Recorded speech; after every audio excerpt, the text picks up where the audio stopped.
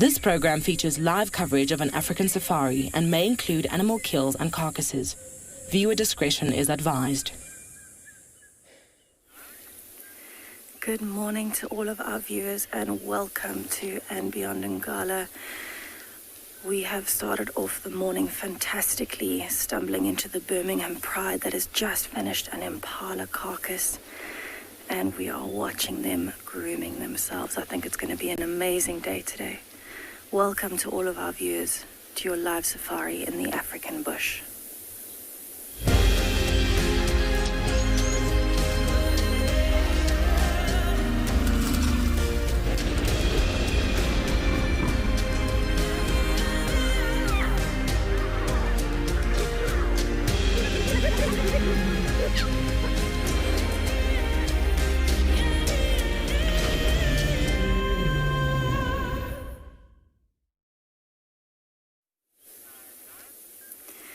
So I am sitting here watching this lioness and the young white male grooming themselves. They're listening out at the moment because there are some vultures flying over. There's some hyenas in the background moving around.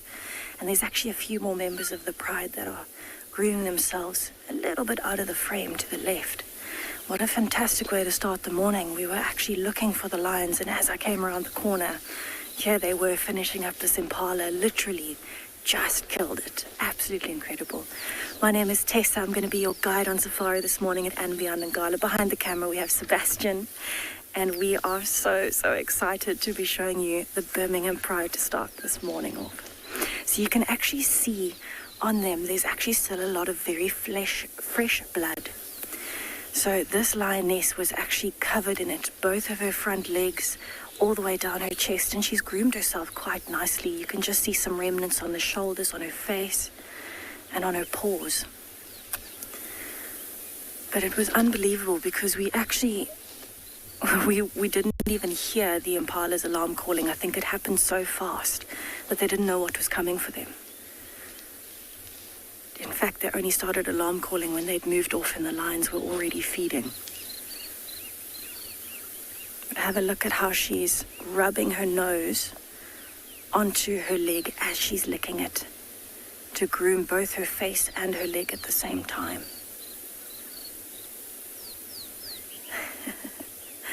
Unreal. And the size of those paws. It's incredible actually to think that, you know, you can be in the middle of this beautiful low-felt bush and be sitting right next to a pride of lions that are happily grooming themselves. They've just fed and they're so nice and relaxed in the morning. Imagine how they're feeling. There's one of the young males walking over. He's actually one of the closer relatives of this white male. There's also a young female coming in. So now I think they're starting to look for scraps. They've had a good feed, but an impala is not particularly big, so their bellies are not full as they would be if they were, you know, maybe a wildebeest or a zebra or a buffalo that they'd killed.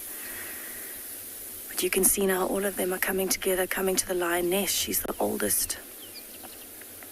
So they're looking for some more scraps, having a bit of contact bonding there.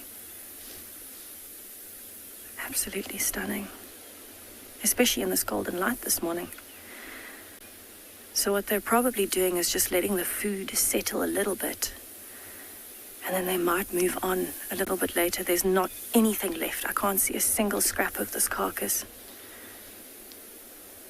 And so I think they're going to relax a little bit, groom, and then they'll probably actually move towards the rest of the pride, because this is actually only 7 members of the Birmingham Pride, so there's 11 of them somewhere else.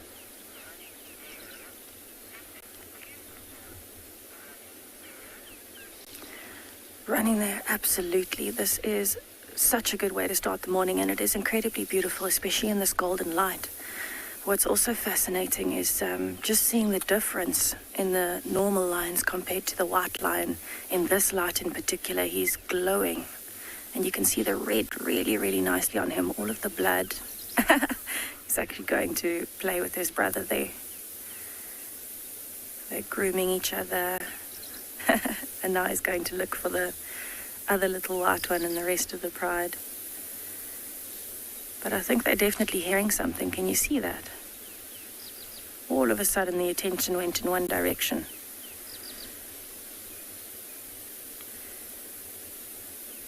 I really, you always hope for something like this, but you never really expect it to happen.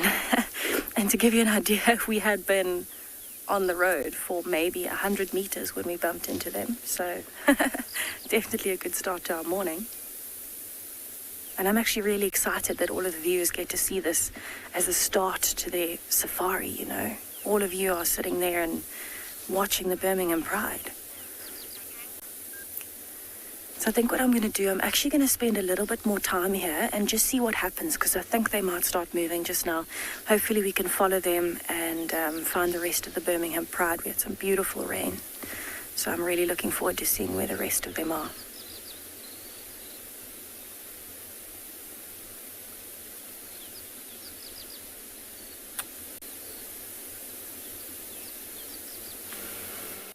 Oh, I hope so too, Tess. But for me, I'm happy to see the wonderful sunrise, and it's so wonderful and clear.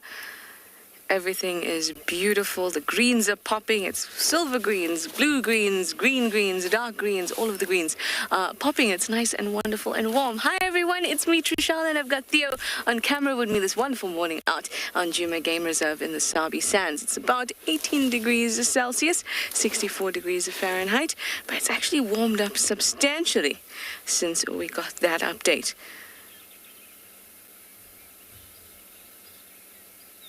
Now, to just imagine a leopard draped over that branch would be stunning. So plans for today? I must say I have few. I'm after whatever the bush wants to give me today.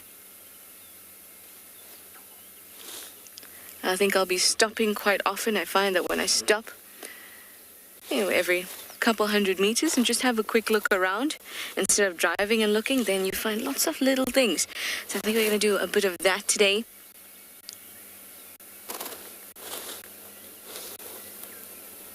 Just have a variety. That's what I feel for. I feel for a variety today. Although I'm not going to shout at the bush if it decides to drop me a leopard.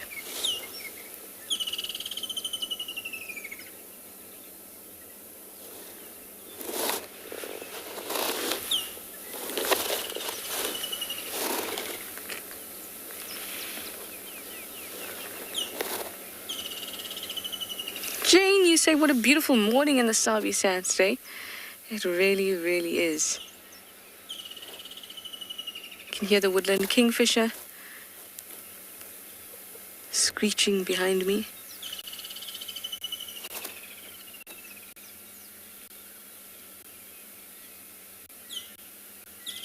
It's one of those perfect mornings where the sun is obviously warm and the sunlight is warm, but the air is slightly cool. So it doesn't make you feel claustrophobic or too humid. It's just right.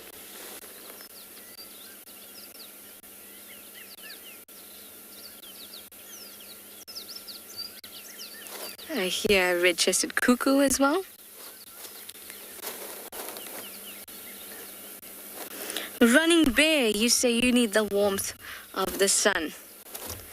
I wish I could tell you or console you, running bear, but you really do need the warmth of the sun. It's beautiful. It's going to warm up quite substantially by this afternoon, but right now it is perfect. It is soft. It would just enrobe you in all of its warmth. Running bear, just absorb it. Take it all in.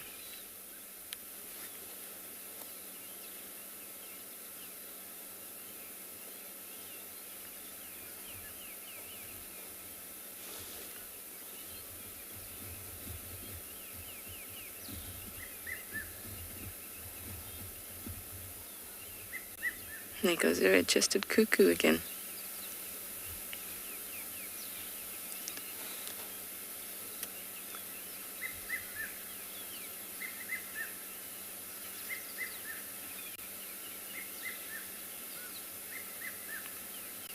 There's also some beautiful plants, not just the birds or the sun.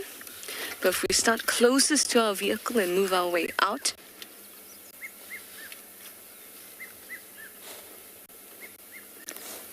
here, this one that's quite shiny, closest to us.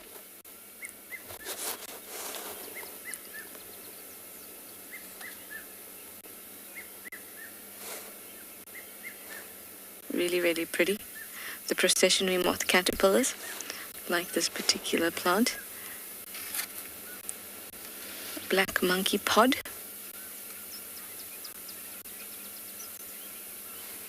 Senna genus.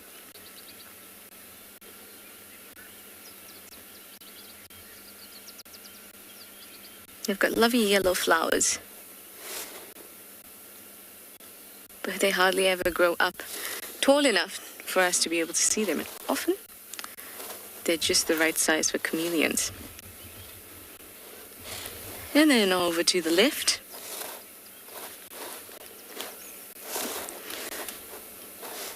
we have the mighty jackalberry. We're just starting out.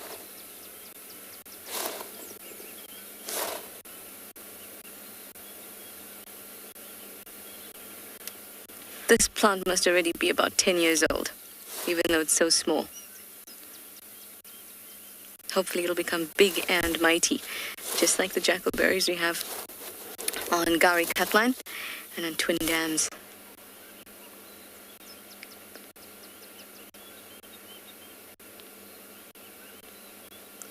You can see there's a lot of variation in the leaf size and in the leaf color. There's a bit of coppery, reddy hues.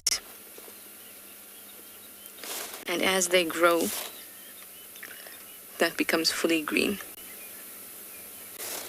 That's an easy way to tell a young jackalberry. And their leaves look very, very, very tender, as if you could make a marvelous salad out of them.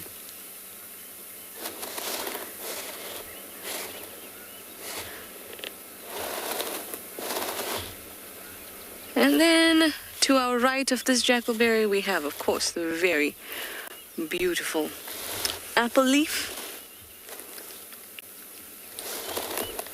Nice big one. And then the other big tree to its right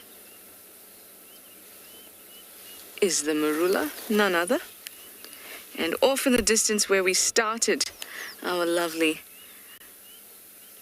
vista is a whole lot of silver cluster leaves between these two large apple leaf and marula. So many plants just in one eyeful. I think we should have how many plants can you see on camera a little bit later, especially now that we familiarized ourselves with it. Anyway, we're going to head on. Keep on moving. I found myself a spider friend here. Hopefully I'll be able to tame him and put him on the dash so we can all see. But I think our day of looking for small and unusual is upon us.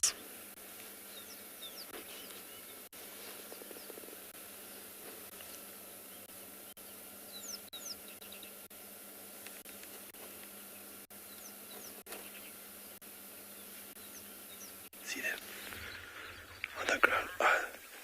Good morning and welcome to Tswalu.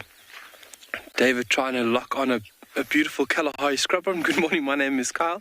Behind camera is David, and joining us is Owen. That'll be taking over from David. David is tired of my nonsense, so to say, on the vehicle. And Owen will be taking over from tomorrow. So for this morning, we are just meandering down here to this pan that we visit quite frequently. We're just going to scratch around for any tracks that are coming in and out of the watering hole. And then we are going to visit the Mokala group of meerkats. And hopefully we can get a little sight of the pups. We will also be visiting the rock stars, more than likely tomorrow. But just for this morning, we'd really like to show everybody those new additions. Sun is just about to start peeking over that beautiful Coronaburg range. And obviously that's what the meerkats would want. So that's where we have the luxury and the time just to meander down here and see what we can find before visiting those beautiful little animals. Nice and cool this morning. Everything's very still. Hardly a breath of wind.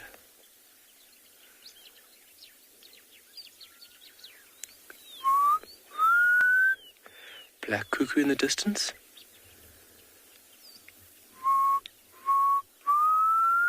Oh, so sad. Very still morning. So obviously utilizing this road that we have in front of us for any tracks. Obviously the substratum is great here for tracking. So while we look for those beautiful tracks, we're going to send you off to one of our colleagues and we'll see you shortly.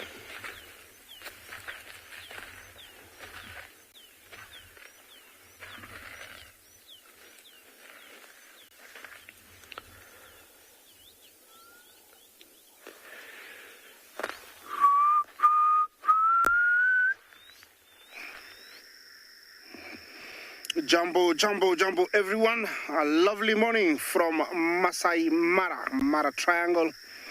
And here I have a Cape Buffalo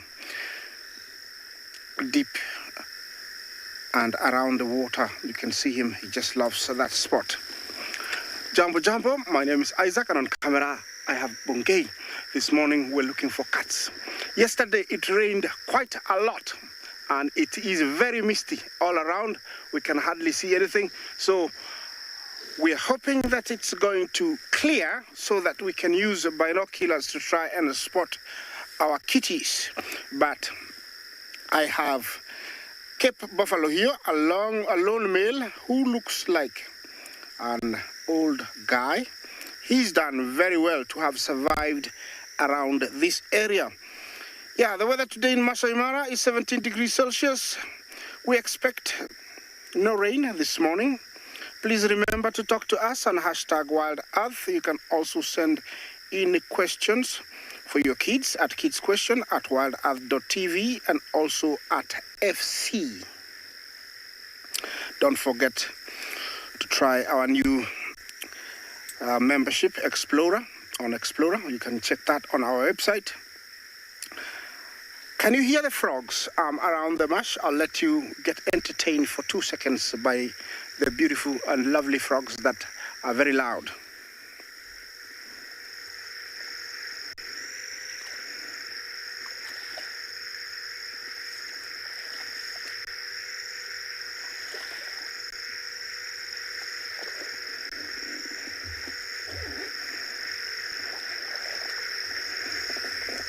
Yes, they are very, very happy this morning, the frogs. There was lots of rain, so there's more water, which means they're going to have lots of water for much longer. Cape buffaloes are not afraid of water, and as you can tell, this guy is really loving this spot. The grass must be very soft for his old age. I usually refer it to as eating spaghetti or noodles. It's just a matter of getting it to the mouth and you just swallow. You can tell that he's been through a lot. We always don't see them when they get this frail. But he's done very well to survive. There is the marsh pride or the river pride. They reside around this area. And they haven't found him. Hopefully he can live a little bit longer. He's lost most of his hair. So it's almost, most of the body is skin only. But he's happy to be here. I don't know where he's been. He didn't get to the menu of this pride of lion.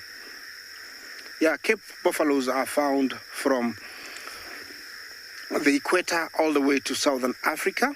And they are pure grazers. As you can tell, he's enjoying that fresh grass. They are water dependent and they live plus minus 20 years. Although he's old like this, it doesn't mean he's not capable of defending himself. Yes, I'm talking about you. They always give you that look. It's like you owe them something. Yeah, not happy. Yeah, we mean no harm.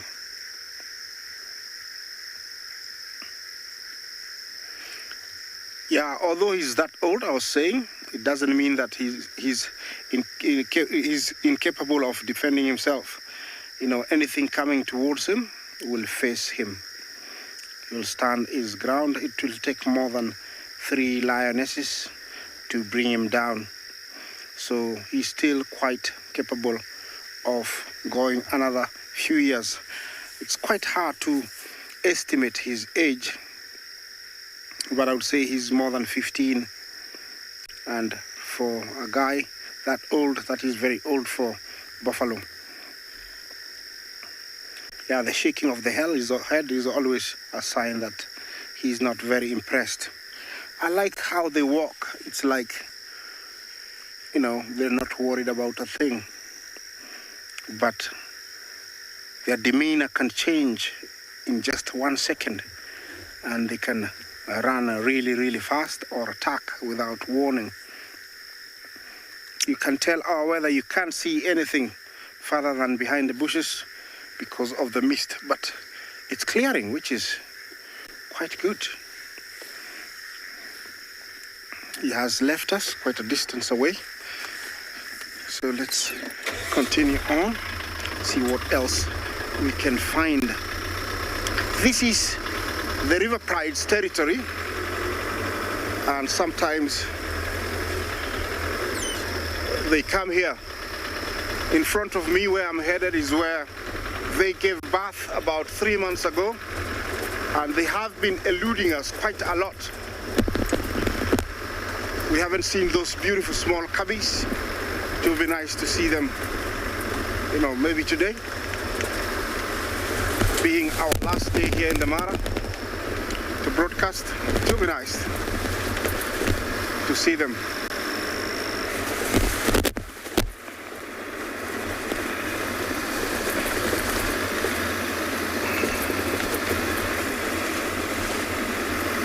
The amount of rain we got yesterday is equivalent to what we got in almost a week last week. It was a lot of water, and it will render a lot of roads and bridges impassable. There is a bridge in front of me. I hope I'll be able to cross, otherwise I'll have to go back all the way around. Okay, let's take you to another live location.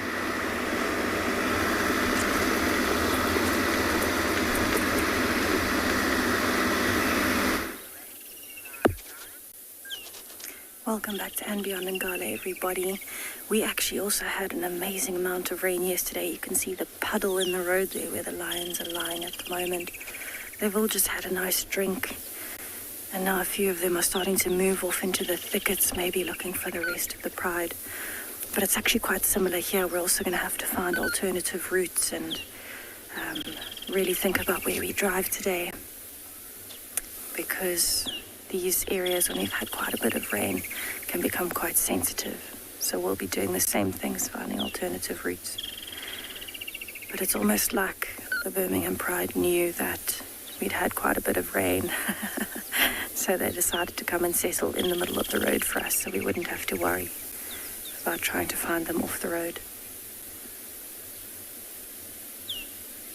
So the sun is actually starting to warm up a bit now. I think that's why they're starting to move off into the shade. And just this young male is left watching. And that light is beautiful.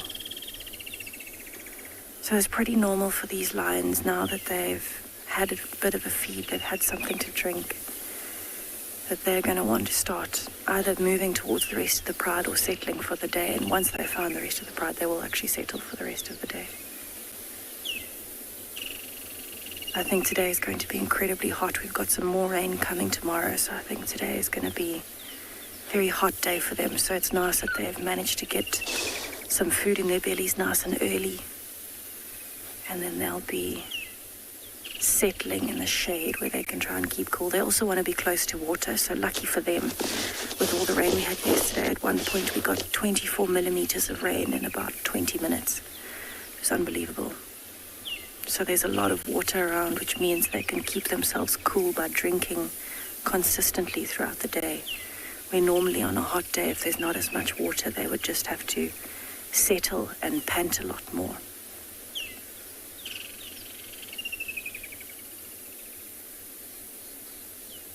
It's absolutely incredible to think that, you know, a few minutes ago there was a whole impala. It's now gone. And just like that, the lions are disappearing. And if we had driven past here, you know, 20 minutes later, we might not have seen them. You know, they camouflage so well. In fact, the only reason I noticed them from a distance was because of the white lions. And they really, really do stand out, especially now after the rain. Everything's very green. All the colors are actually very, very bright. And the tawny colored lines, the normal ones, actually blend in very well, even if it is very green out. And I actually saw it from a distance because I saw the two white ones pulling against each other. And I think they were pulling against that carcass, trying to almost like rip it apart. And within minutes, there was nothing left. And now, within seconds, you can't even see a lion anymore. So it really was the right place at the right time this morning. And it just seems like it's a bit unreal, actually, to think that they were right here. They finished an entire impala, and just like that, they're gone, like the wind. Unbelievable. But I think that was actually one of the nicest sightings that I've had of the pride together, or a few of them, so fresh into a kill, so close to us, because you could really see how warm that blood was, and it was all over them. And that's something that's always very special to see, because it's not something that we get to experience that often. Especially, you know, you get here and they're actually still pulling the meat apart, which is unreal. It's actually the first time I've seen these particular young cubs eating an impala. So normally when we see the Birmingham Pride, they tend to go for things like wildebeest, zebra. I've seen them on a giraffe carcass before as well, and buffalo. But actually, most commonly, they would hunt impala. It's just that they finish it so quickly that we don't ever see it. And now I understand why. I mean, you know, you think about it, but you don't actually realize how quick it happens. We got here and there was impala, and within a minute there was no more impala, which is quite crazy. But I think what I'm actually going to do, I'm going to go a little bit further down the road, see if we can see them. There is a clearing, and I'm hoping that maybe they might be on the edge of that clearing. And then what we can do is just watch them walking off into the sunrise, because there is actually still a sunrise. It's so early, and we've already had such a good morning. And then, you know, if they do disappear, we're actually not going to off-road at all today because of the rain we had yesterday. So we're going to leave them to it as they hopefully go and find the rest of the Birmingham Pride. And then what we can actually do is we actually heard the wild dogs on the other side of camp. So it seems like it's a bit of a crazy morning here at andBeyond in Ngala. It just seems as though everything seems to be happening after the rain. All the predators are very, very active. So I'm having a look, but it looks like they have actually completely disappeared through this clearing. And there is no more sign of them. How unbelievable is that?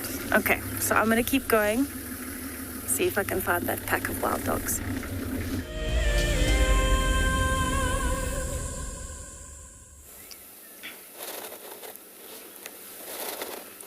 Here we have some Cape turtle doves.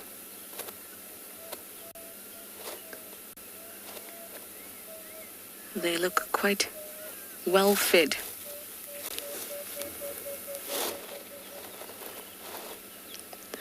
But in fact, they increase in size. They look like little bubbles. It's because they've just kind of puffed up their feathers a little bit. One was extremely puffed up.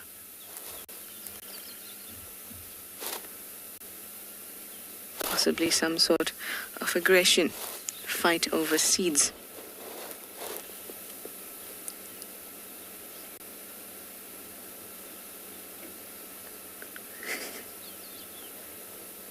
They're quite curious creatures. I love watching them, even though they're very common all over the place. Whether you're out in the bush or you're at home in South Africa, you're going to see these guys.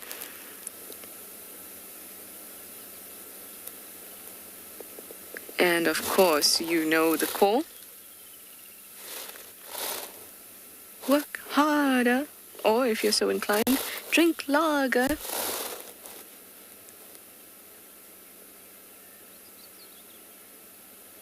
A beautiful sound, and one that's very typical of the African bush. I remember the sound from when I grew up and when I was little and you'd get ready for school in the early mornings, you'd hear the sound. And you'd see them all over the school grounds, and now we see them here.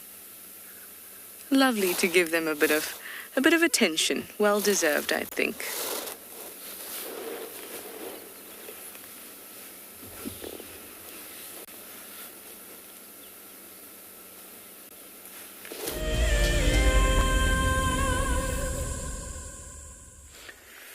Good morning everyone, and a warm welcome to andBeyond Phinda Private Game Reserve.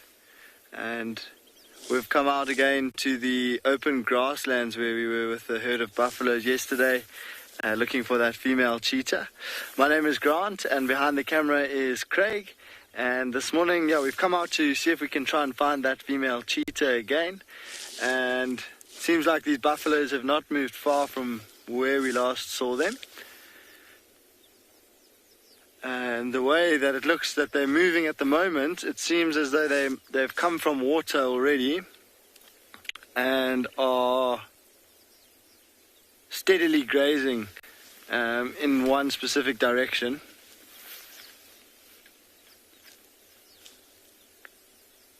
And it seems like they're heading for the same sort of valley where they were yesterday, so sort of up and over the ridge that they're walking along now.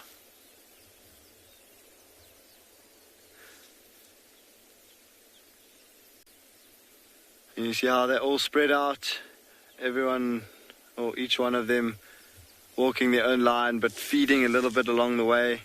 You might notice the cattle egret. I've only seen the one.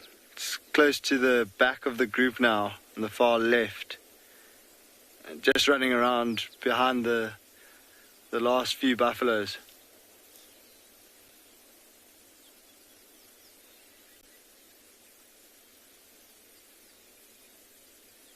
And they seem to have kind of stopped feeding now, and they're all just marching.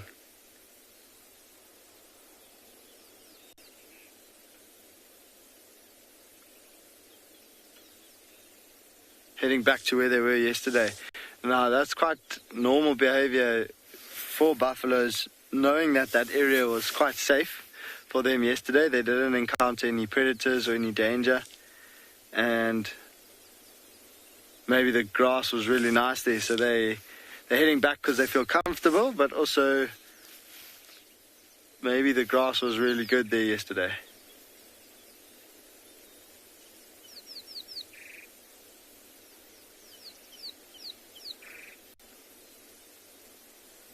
So I heard yesterday, after we'd left this area, that one of the game drives actually, on their way back to the lodge after dark, saw a female cheetah in this area.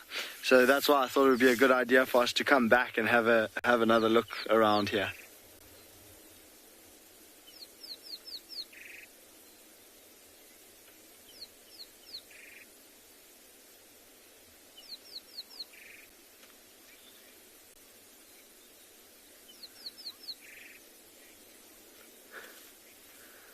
Leopard lovers asking why the egrets hang around the buffaloes. And so that egret, you might notice, is closer to the back of the herd.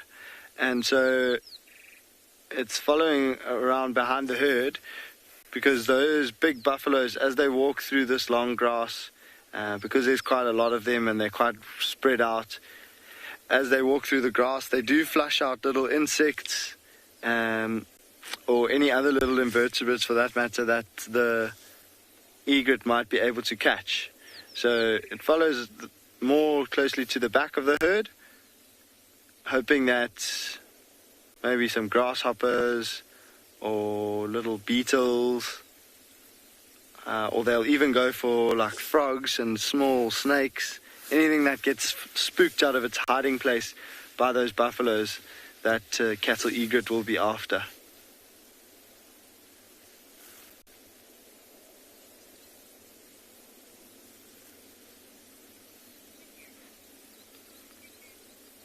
So we're going to send you off to another location now, and Craig and I are going to carry on checking through this area if there's any sign of that cheetah.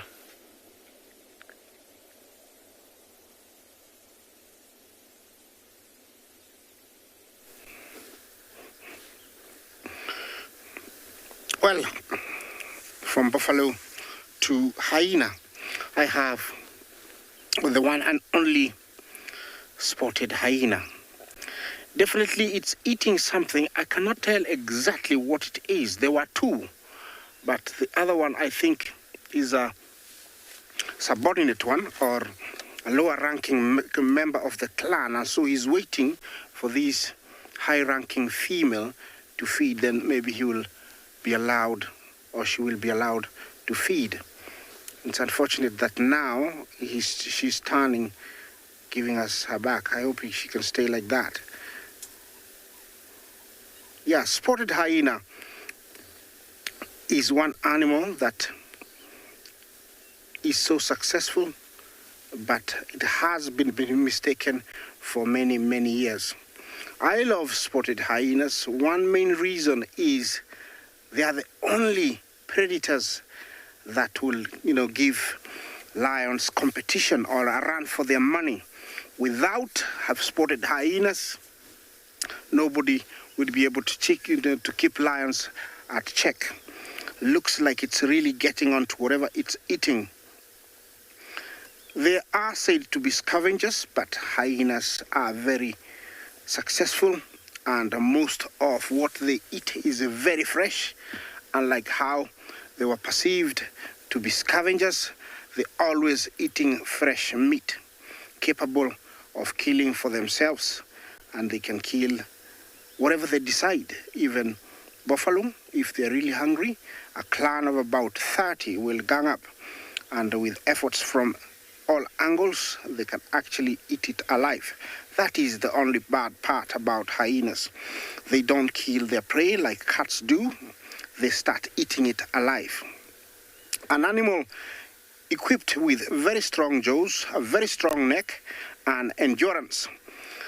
They say it's an evolution that it has evolved to have those strong jaws, strong neck, and also long forequarters. It's because they stretch themselves during years of carrying huge chunks of meat with their jaws. To take it back to their dens, they stretch themselves.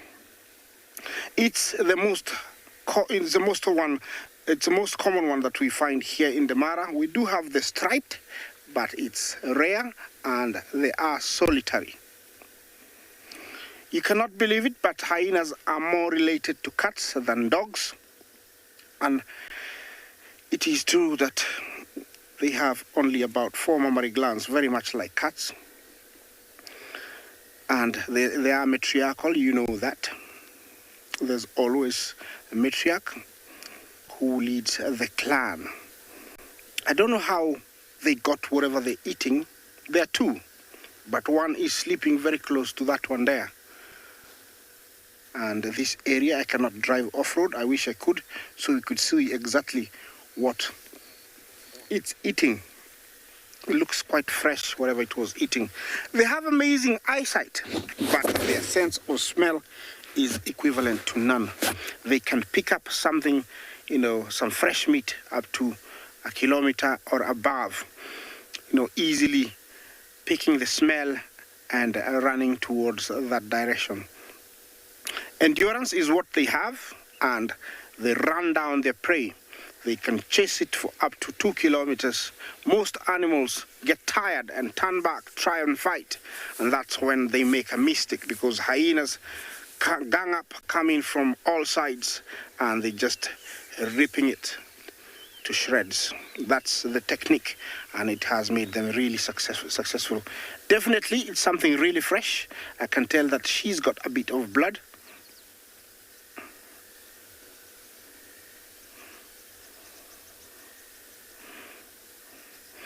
Samantha, what is the difference between a jackal and a hyena?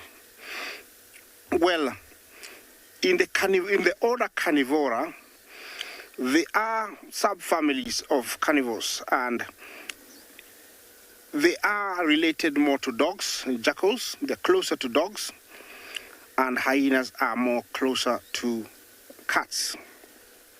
So they don't have any relationship, although they're all carnivores. Jackals are more related, to dogs, and there is a very big difference because jackals, have got more mammary glands, and they are scavengers as well as hunters, and they don't live in clans, and also they're not led by matriarchs. They pair for life, and they hunt solitary sometimes, and the young ones are born blind, but there are more than 2. Hyenas give birth to 2 only. So there's a big difference between jackals and hyenas. She's not worried about anything. You can tell that's whatever she's eating, it's all to herself. It belongs to her, and she's not worried. These guys have got very powerful jaws, and no bone, goes uneaten because they can crush it. Only few bones are not crushed, like the skull, the vertebra. Those are the ones that they cannot crush. I wish, we could lift whatever it's eating. It looks like it's something big, but I don't see who killed it. It must be her.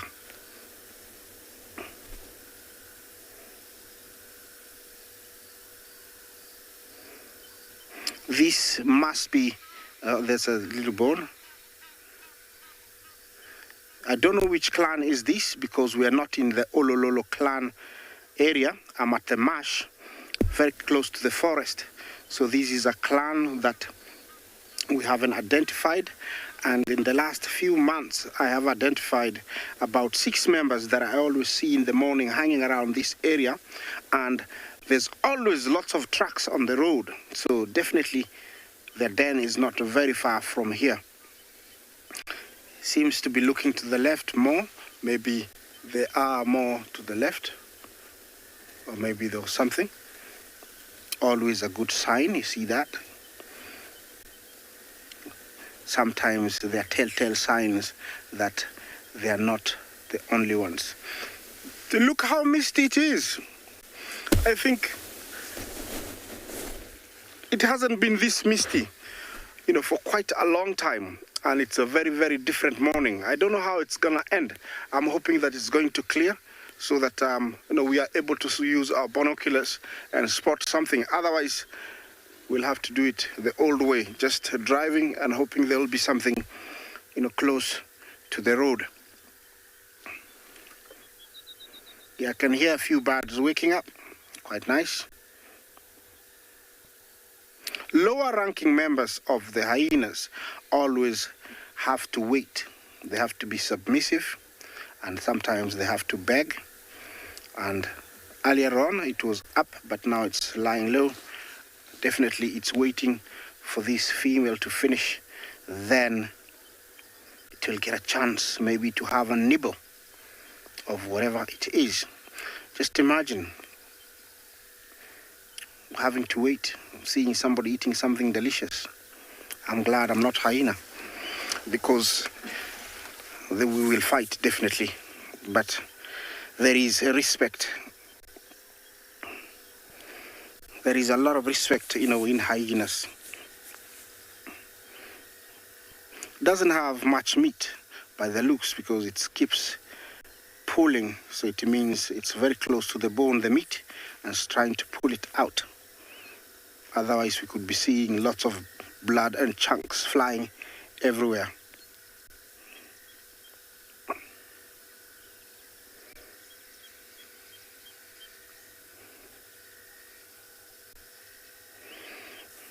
Yeah,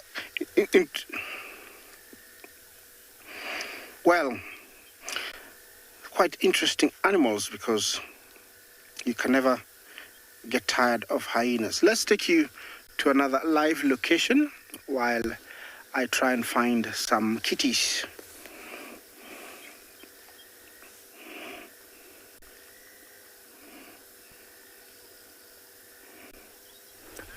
Good morning, everyone, and welcome to the other side of the Masai Mara. We have hippos in the waters. Look at that, how beautiful it is. My name is Tim, and behind camera we have Big James. It's a nice morning today. We have come here at the hippo point. This is where we always come to see these hippos. Right back, right behind me is the beautiful Masai Mara River. We have our hippos who gather there. Look at how that bull is dung spraying. It's a routine that bull will always show that they are dominant. And looking at that, it's only one dominant hippo that is present there. It's a nice flat area where they always congregate, and when they're walking out, they use that bank onto the left. It's a nice spot where I've seen lots of hippo babies, so they just came into the water as soon as we got here, and some of them are just crazy. It's a quiet area where they always relax. At this time of the day, you find that most hippos will be in the water. But sometimes, because that area on the opposite side is not very much utilized, you see hippos grazing during the day and whatever time. There's lots of birds chirping, meaning that it's quiet. If we had predators around, we'll hear them alarming. But at the moment, it's very, very quiet. Birds are just singing their normal songs. I can hear an emerald spotted wood dove.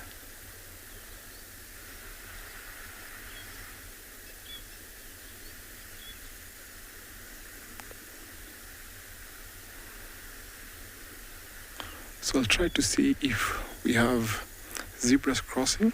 So this point, it's still steep and actually not utilized mostly by wild animals like zebras, topi and wildebeest to cross.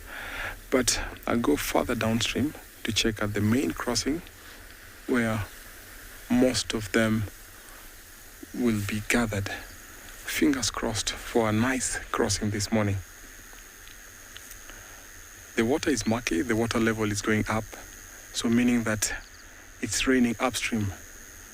So this river falls under a very nice ecological system here. So it provides so much for people living upstream, for wildlife here. It's very important to keep this ecosystem safe.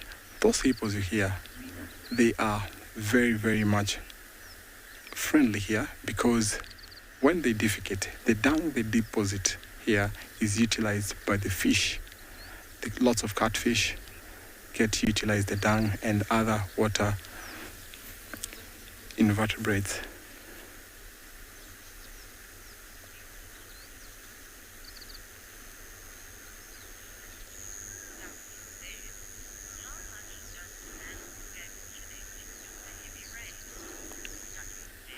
Stuck in bed, this changes so much because we have places where we cannot really drive. That means that because of water, sometimes this river fills up and actually blocking so many paths that we can't utilize this area.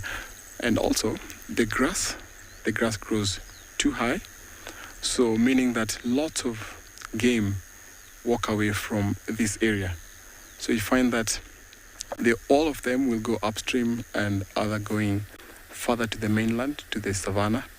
So you find that there's lots of vegetation that will come up, lots of grass, bushes.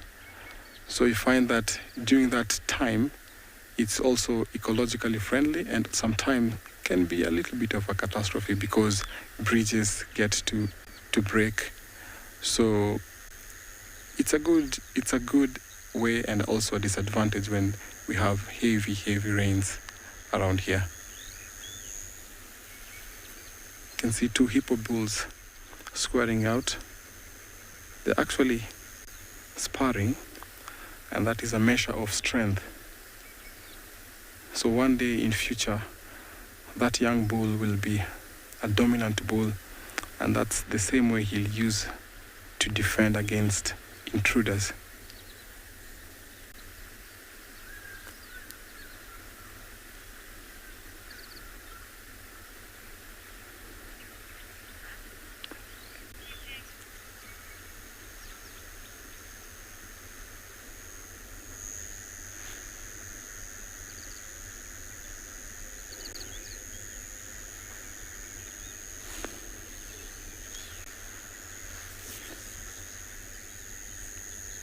Good morning, everyone. We are having the most incredible morning with the Battis nest in this russet bush willow here. The female Battis is sitting. I've only managed to see one chick, and it's been incredible. The male is hunting, coming back with the insects, passing it to the female, and then the female makes sure that insect is dead by giving it a few whacks, and then the female feeds the chick.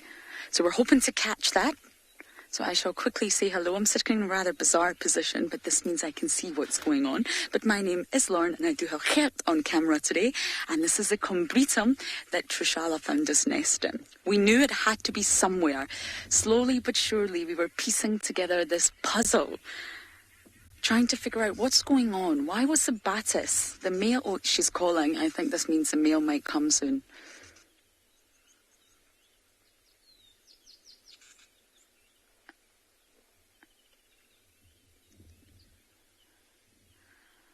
He'll come. We just need to be patient. And why on earth were the chin-spot Battis, both sexies, feeding the helmet shrike chicks? Oh, she's off.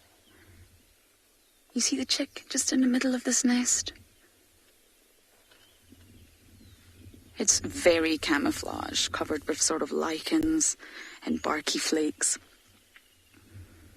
And the reason was, in the end, we were right. It was behaviour and instincts. Because the nests are in such close proximity, by about 10 metres, give or take, the Battis were reacting with instinct, both male and female, to the calls of the helmet shrike chicks.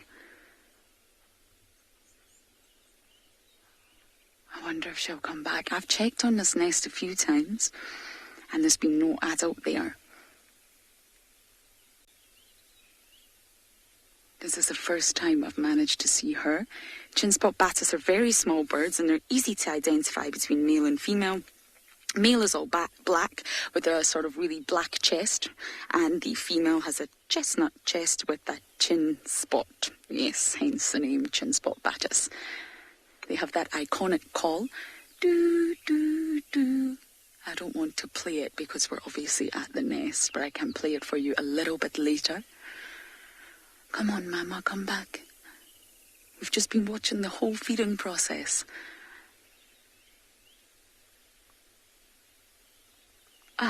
Magical, really, really magical moments. And they're monogamous, so I imagine this male and female are the monogamous pair. They're not cooperative breeders like the helmet shrikes are.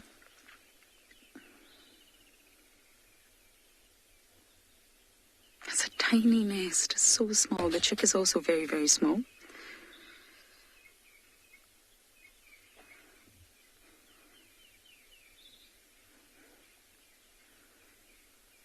I wonder if Mum's not going to come back. With scenarios like this, you have to be very patient.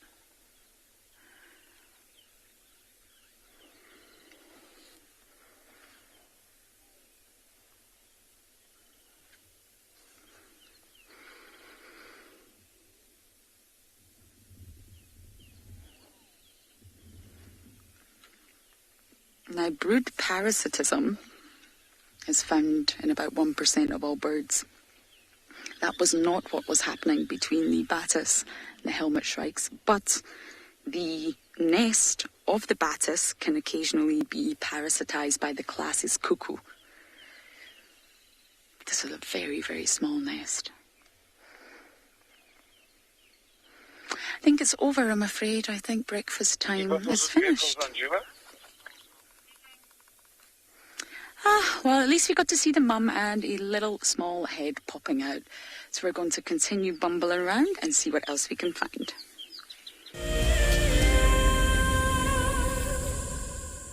want to sit around there, it's fine. I'll come in through that area a little bit later on. So a little bit of a distance away. Welcome back to andBeyond Phinda, everyone. And we have been checking very thoroughly through this area where there was a cheetah seen last night after dark. But I was just actually saying to Craig that last night it was quite a full moon, and so it's very possible that that cheetah would have moved at night, which is fairly unusual. But with the full moon, there definitely would have been enough light for her to have moved and felt relatively comfortable to move at night. And so we're just checking through this area, and it seems like there are a lot of impalas all over. And all of them are pretty quiet, pretty relaxed, and feeding. Heads down, you know, not really looking like they're too concerned about any predators being in the area. We've also seen a few big herds with lots of little lambs, which would be the main target for that female cheetah, especially with the little cubs. She would need to catch food fairly regularly, more regularly than a cheetah that's by itself.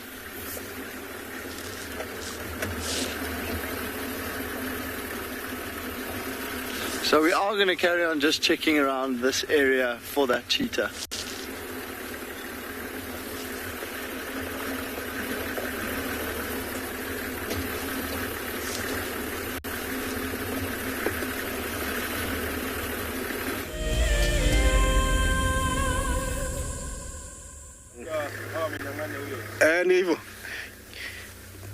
Well, now I'm very happy that you get to see the other hyena. Oh, he's gone to sleep.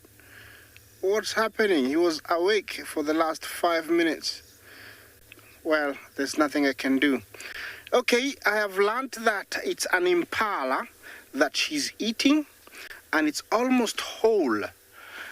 I guess they stole it from a leopard, and the leopard must have gone in the direction that the female to the right was looking, so definitely they stole it. They are masters of stealing, hyenas.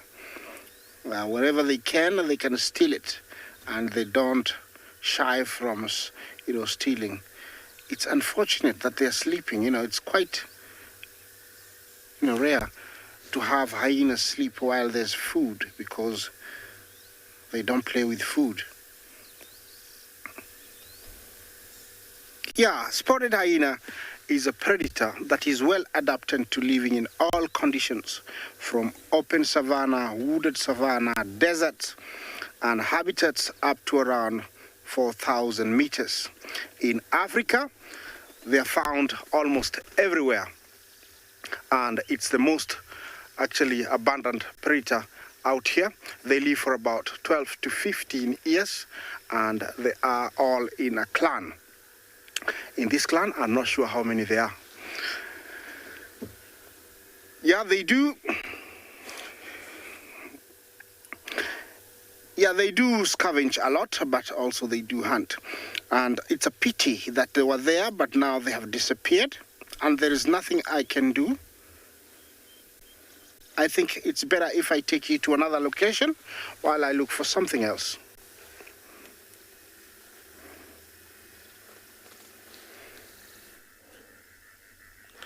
Welcome back to the other side of the Mara.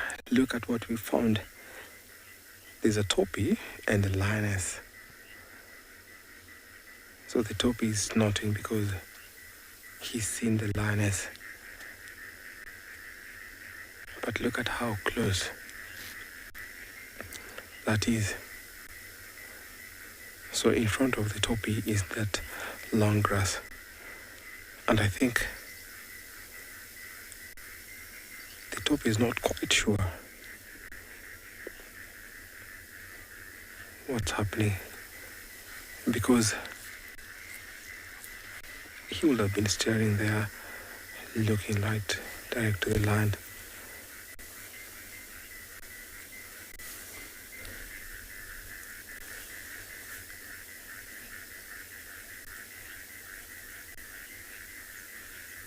Maybe picked some scent.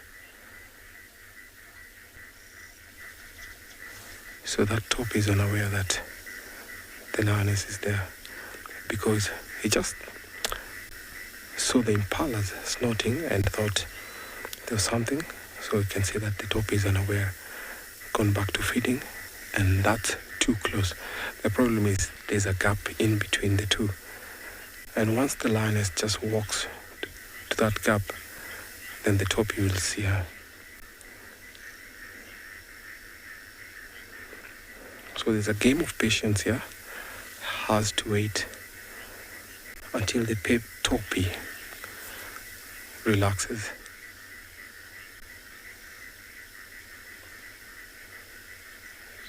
He's walking out of the screen. Let's see if the lion will just follow him.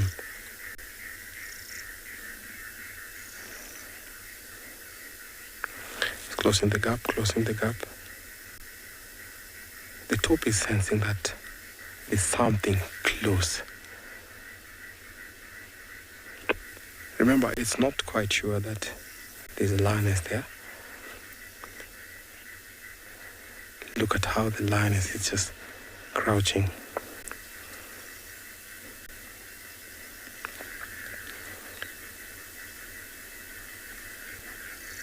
Ready to move. This is an intense moment where you find that patience has to pay. She's walking close.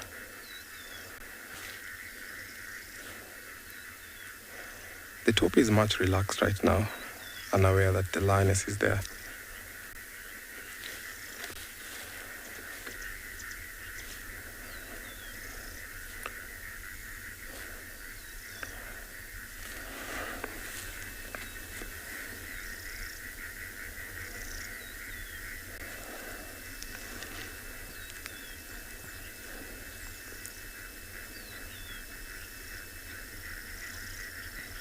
Remember, topis have very sharp eyes, and once that topi sees that lioness, he will run away. But this is when camouflage pays, because the lioness blends in so well, and the topi can't really tell if there's a lion or not. She's walking closer, closer. So the elephant grass in front of the lion is the barrier between the two, and that is what is making the topi not see the lioness.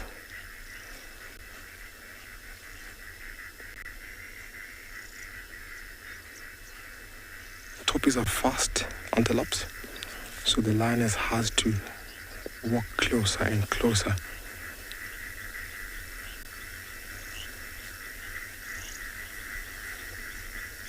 She's going around. Look at how she's posing.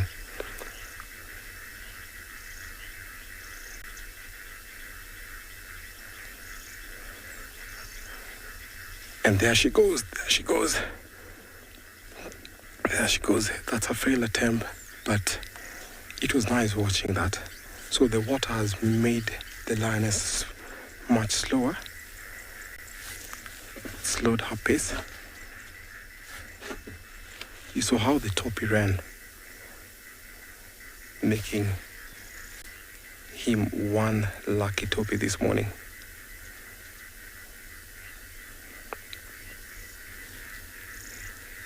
So everyone around this area will know that the lioness is around.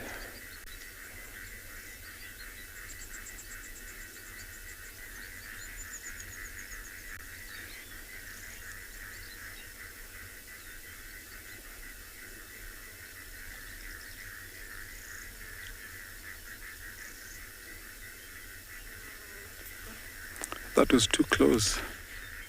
So now she has to find something else. The problem is it's too exposed right now. The topi can't see her. So the topi will start snorting and alert everyone around this area.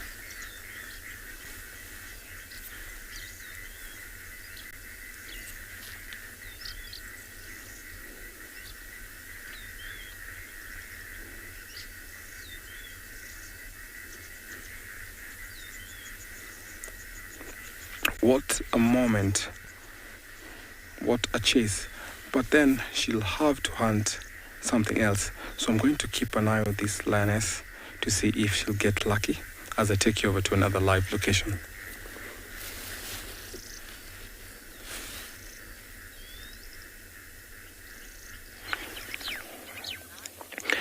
How exciting. And it shows you the agility of an antelope is remarkable. Even in those wet conditions, that topee still had acceleration to exceed that of the lioness. But look at the wonderful little scene we've got playing out in front of us here. There's 5 new additions, 5 young pups, scurrying around the burrow. Oh, just fell in the hole. Scurrying around the burrow. Dave, can you see them? Can you see the pups? Pups, yeah. It looks like the adults are actually digging a new section of this warren or burrow system. You can see that fresh soil that's being excavated and thrown onto the little pup. And the amount of soil, you can see that they're digging a new section of this burrow. They're not looking for food. That's a lot of soil being shifted. So I wonder if there's a bit of a parasite build-up and they're just digging a temporary abode within this very extensive system. But the little one's trying to get involved there. Whoa! You can see how I said last time, how they looked a bit strange with the very large heads. They actually grow into their heads. Their bodies are very small in comparison to their bulbous, very rounded skulls.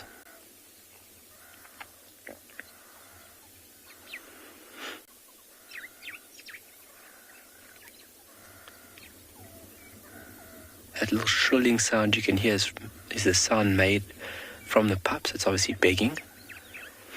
They're very good at that in the beginning months. There's a lot of maintenance going on here today, so I think there could possibly be a small parasite buildup. It's not uncommon when they are locked to these burrows with the young pups. And obviously hygiene is very important, not only for the adults, but especially for these young new additions. Sure, they are tiny.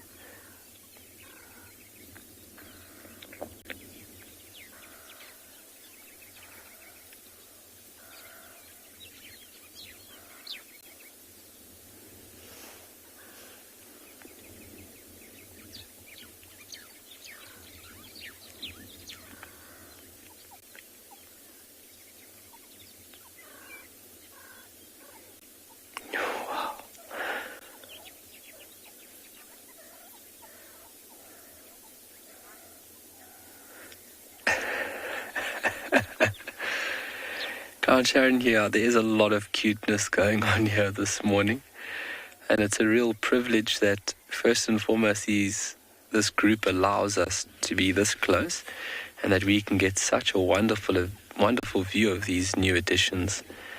And then as well as, like I mentioned before, that we can share this with you folks, because it is really something very special to see meerkat pups at this young stage. Wow. You can see the tails held at a very distinctive position.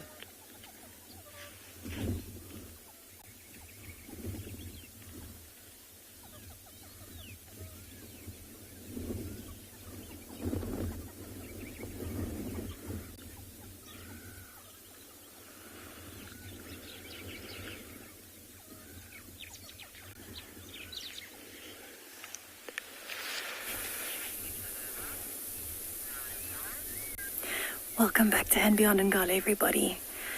We have managed to find the Ngala pack of wild dogs, and they are being herded by some hyenas at the moment, which is absolutely unbelievable. This is one of the pups that you can see here. It's quite a bit younger and smaller.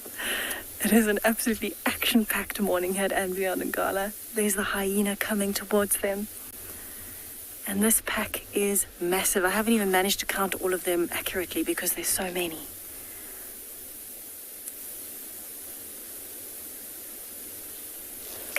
See if we can go around and follow them. There's another hyena coming. This is amazing. There are so many wild dogs in this pack. It is really a very, very lucky morning for us this morning. And it's so incredible to know that we're seeing some of the top predators And I think it's got to do with all of the rain. We had so much beautiful rain yesterday. Have a look at how many dogs are on my right here. It's just unbelievable.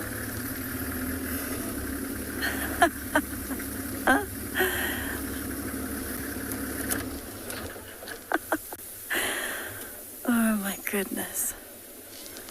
This is amazing. 1, 2, 3, 4, 5, 6, 7, 8, 9, 10, 11, 12, 13, 14, 15, 16, 17, 18, 19, 20. I can count 20 for now. That is a really, really large pack. So it's actually quite difficult for such a large pack to feed everybody.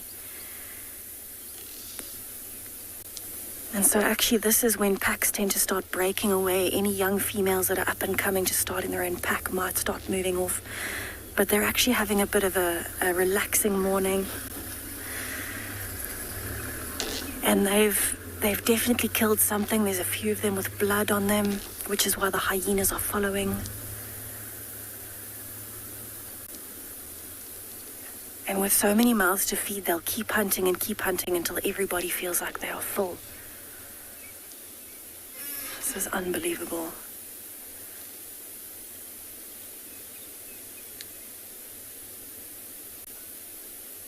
I count 21 now.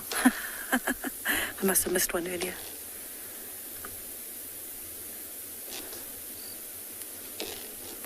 So, this is actually incredibly special to see, because it's not often that you get to spend time with wild dogs, as is now. I've got some hyenas that are starting to follow again from behind. And what's really, really amazing here is that a pack of this size would make up a massive percentage of the wild dogs left in the wild in the world, because there's really not that many.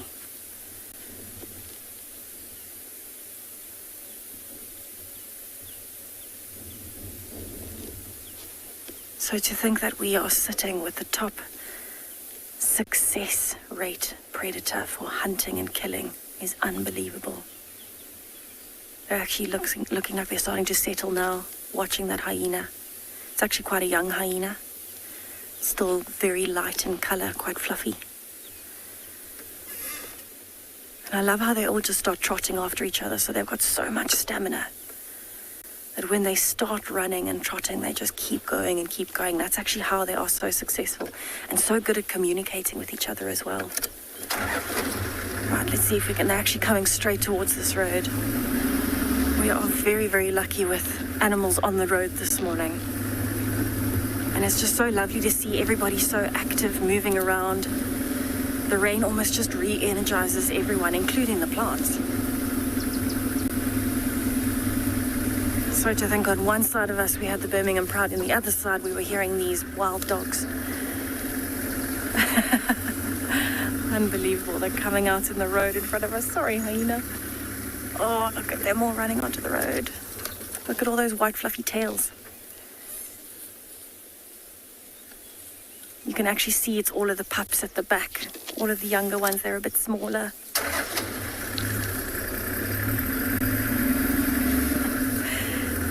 So they are on the move, and when they're moving like this, this is how they are so good at hunting, because as they're moving, they're going to be walking quite silently or trotting quite silently, and they'll bump into something, and that's when it's just all chaos comes out, and it becomes incredibly entertaining. We've actually got a few coming into the water here, and some interactions happening. There we go. So these are the pups that are now in the water. That one's actually urinating in the water. They're actually going down into the Timbavati riverbed now.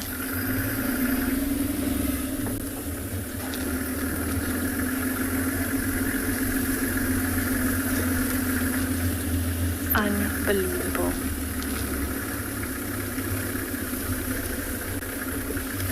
Oh, I can smell them. It's a very strong smell. So we're going to go down into the river. I'm just changing into 4x4.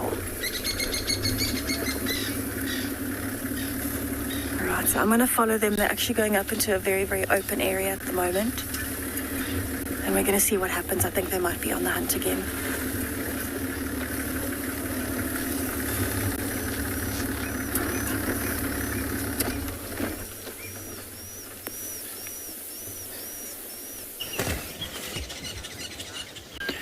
What you can see there is just a little sliver of the Drakensberg escarpment, the northern Drakensberg escarpment. In fact, that might be the slopes of the highest point, Mariepskop, as we sit here at Leopard Dam, enjoying the peace and quiet while we wait for another group of elephants to arrive. Been a few around here and there. But while we wait, it's always nice after the rains that we had yesterday to see how clear the sky is. Normally, that's just a hazy blue mountain in the distance, but today we can see it almost crystal clear, which is always super nice, which just reminds me how beautiful the Lowveld is. Hi everyone, my name is Mike Anderson. Behind the camera is BK, and you've joined us at Ecotraining's Pride Lands Conservancy. As I said before, we're waiting here at Leopard Dam. There was a group of elephant bulls that were here earlier. They had a bit of an early morning swim and a bit of a play. Now they've headed off. But I suspect other animals might also come down and play. We had baboons here yesterday, impala and zebras. Oh, our students are out and about, as you could hear. They are doing their thing, learning how to be guides, which is fantastic, practicing their radio procedures. So yeah, that mountain over there, the highest peak, which is just off to the right, I believe, is Mariepskop, and it's sitting at about 1,930 meters. We are right now around about 450 meters above sea level, so that's quite a rise. Very, very amazing up there. Yesterday was Big Birding Day. I completely forgot. The Big Birding Day in South Africa was yesterday, Saturday and Sunday.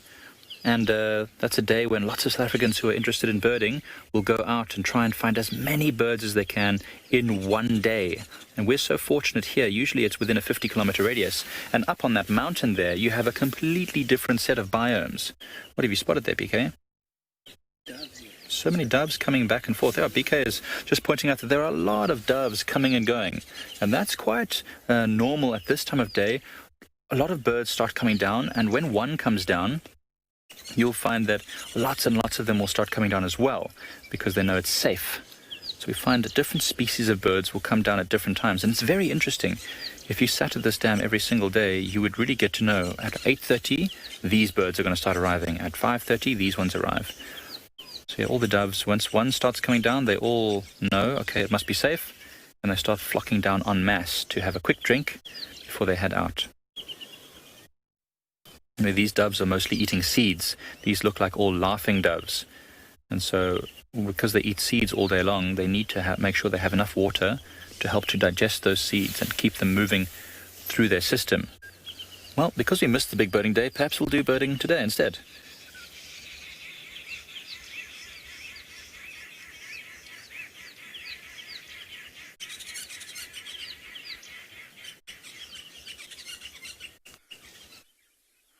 I'm almost falling asleep here watching this absolutely adorable and tender moment between Corky and daughter. It's so peaceful. The chorus of all the birds, the morning chorus. Each bird is claiming their territory for today, making their presence known. And Corks is here with daughter. You can see how the cub just fits perfectly under the belly, in between the back and the front legs. Corky's daughter is so needy. She just wants to be with mom all the time. I think she's going to have such a spicy, wonderful personality, this one.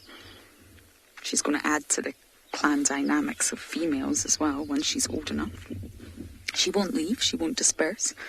She'll stay with the clan. So although Corky's daughter may be nursed more infrequently than, say, Ribbon and her boys, that means there's a long fasting period. But she'll get used to that though. She'll adapt to those long fasting periods. But the milk that Corky will be providing when she does provide it is said to be of far more sort of nutritional quality. And this is from a study, and a study that actually analysed the milk. So it's very, very nutritious. And therefore, that's why she's surviving and thriving. She doesn't have to compete. There's no other cub in her litter. There's no twin. She doesn't have to use aggression, dominance, waste a lot of energy in proving herself. She doesn't have to fight over who gets the best nipple, who gets the most milk. She can enjoy it all. And it's said to be a lot more nutritious. Corky stores it up. And that's the low ranker's way of offsetting the fact that she's a low ranker and she doesn't get sort of great access to food all the time.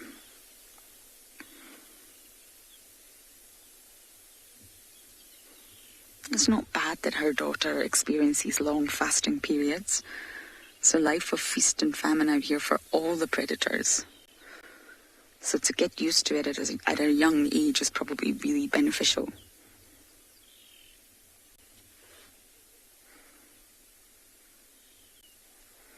There's no way that hyenas could have a social structure, a hierarchy that didn't benefit them all in some way.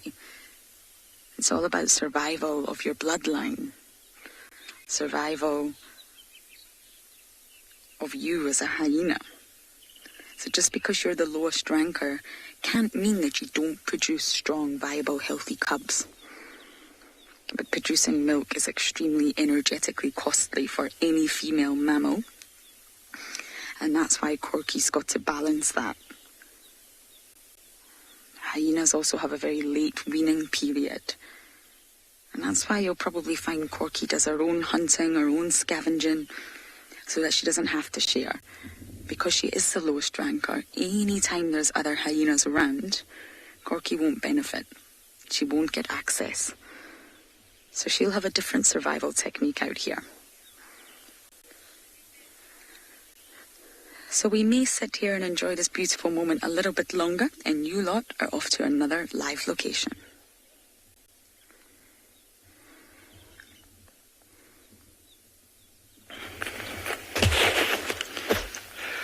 Well, that is an occasion of note. It looks like the colony, especially the mom, the alpha mother here, has decided today is the day that these little ones need to move off.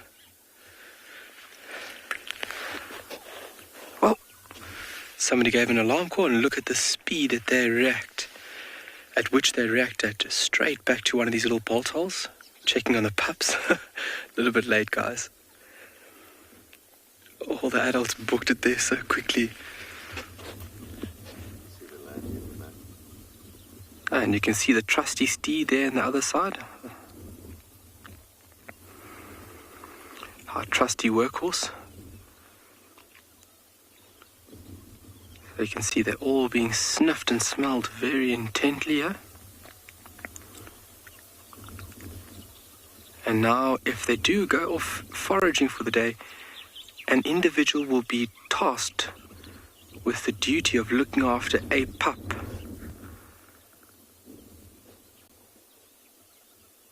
Wow, this is incredible.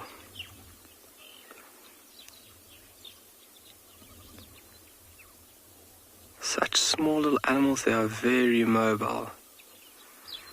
You can see the rest of the colony being very cautious, because if they move too far, and there is an imminent threat here, one of these little individuals will suffer, and you don't want that. So vigilance is key.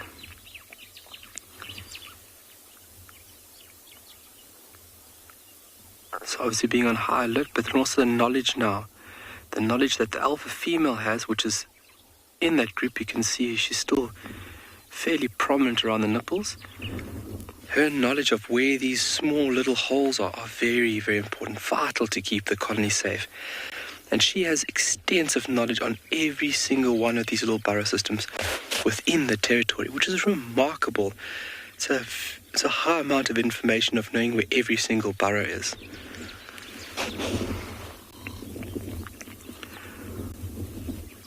Well, I can't believe we caught that, to see these pups moving off for the first time from this burrow. Incredible.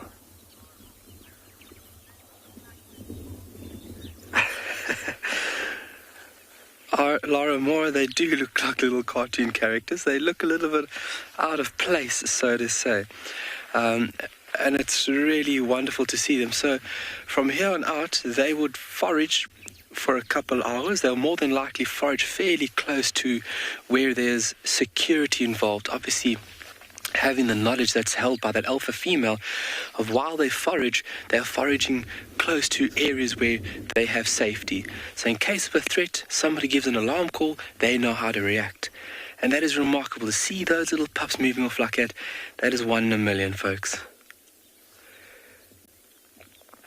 Well, watch, Dave, watch. There's a mongoose coming in.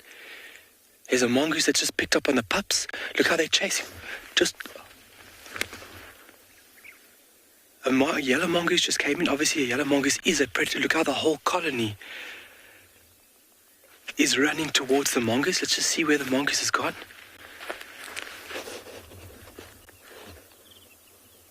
And you can see how communally, as a group, they're a much stronger force to deter something as vicious as a yellow mongoose. Just watch the right-hand side, Dave. They should come out over there. I can see them just moving through the bushes. But that whole group turned around and chased that yellow mongoose very quick. Obviously, the yellow mongoose is a huge threat. It will not hesitate by taking out a little pup. It is a carnivore, so obviously not shy taking a little morsel like that, like a meerkat pup. Okay, they've moved further south. Okay, so they've gone further south. Are we going to leave them? They're going to do their own thing. Obviously, the pressure involved of us trying to follow them would be a little bit too much. Oh, there they go. So we can let them do their thing, but we'll send you folks off to one of our colleagues, and we'll see you a bit later.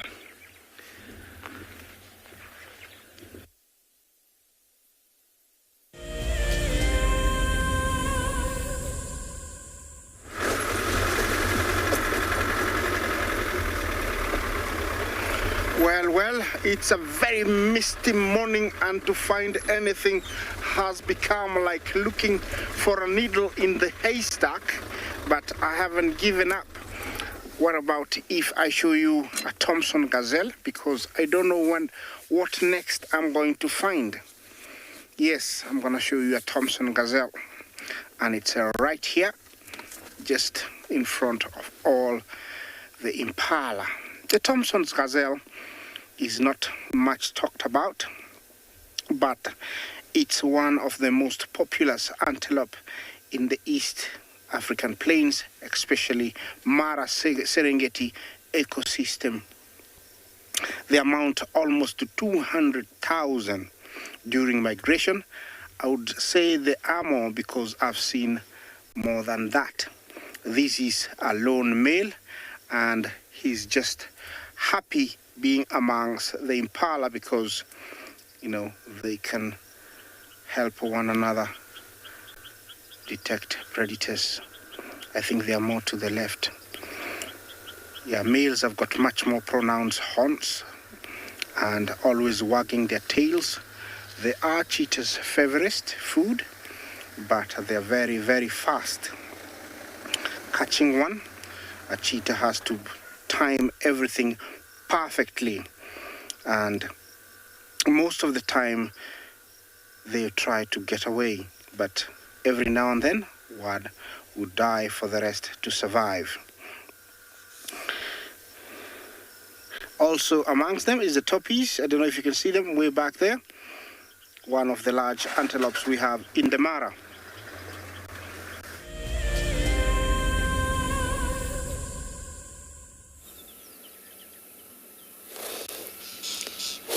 Hear these sounds. These are starlings, though, getting a bit crazy with each other, and there's also some rollers in the mix. But most importantly, we wanted to show you. Come on, step out. There's a whole, about 2, there we go, crown hornbills. It's always so entertaining to watch them because you never know what they're going to catch.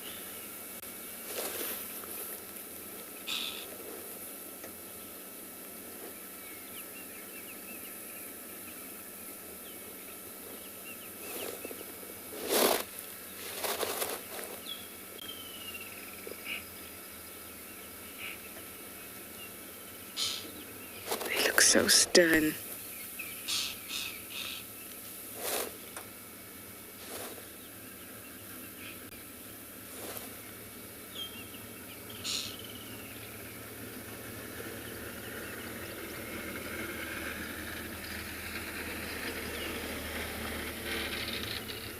They'll even take things as big as a scrub here.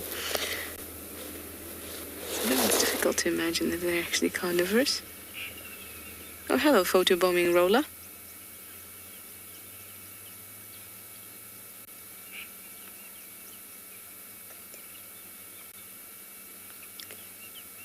Looks like the hornbill's only collecting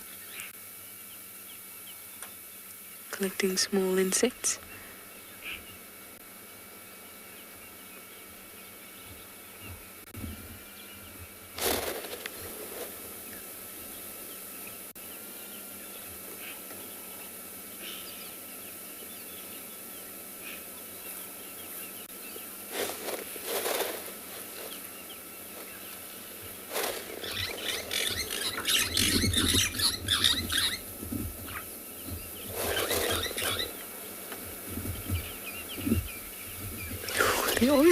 They look so stern to me. I always say like principals, with their hands behind their back, patrolling the schoolyard during lunch break.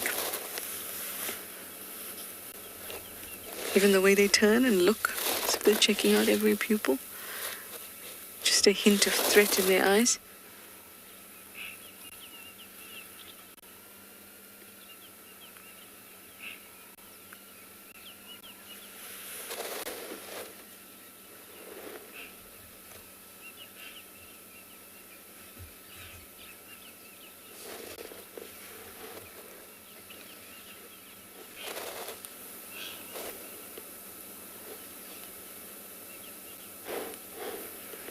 Dizzy, you'd like to know how many species of hornbills we have here. We have, of course, the ground hornbill, the yellow-billed hornbill, the red-billed hornbill, the African grey hornbill. I haven't seen a trumpeter hornbill in this particular area, as in on Djuma, but they are around us. I've seen them in Hoedspruit. Apart from those, there's also a silvery-cheeked hornbill that we don't get here, Montero's hornbill that we don't get here, Damara red-billed hornbill that we don't get here, crowned hornbill that we don't get here, and Bradfield's hornbill that we also don't get here. So that's a 10.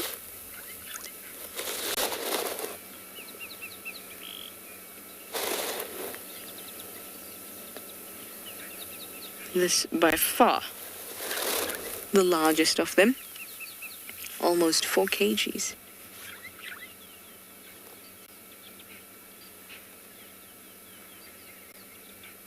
I'm sure a lot of you coming on the tales of Thanksgiving think they might look a bit turkey-like. I think so.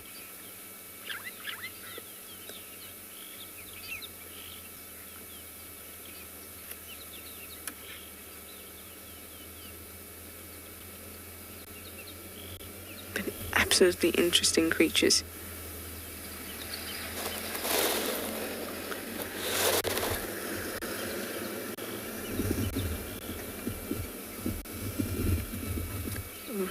Run. Now they're generally listed as endangered. Sorry, as vulnerable.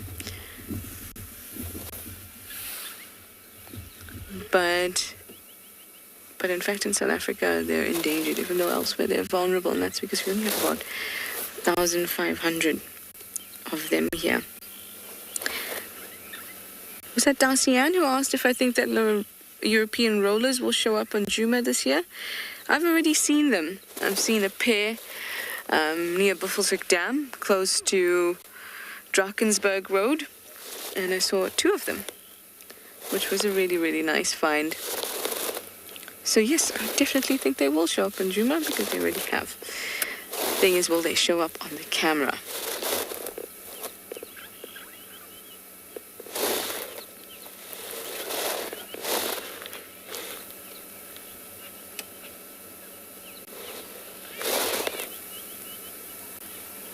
Alright, well, we're also still focusing on finding some of the littlest stuff, but we are going to head on Twin Dams Road, because apparently the dark mane evoker has been walking around in that area. So if we come across him, that would be awesome.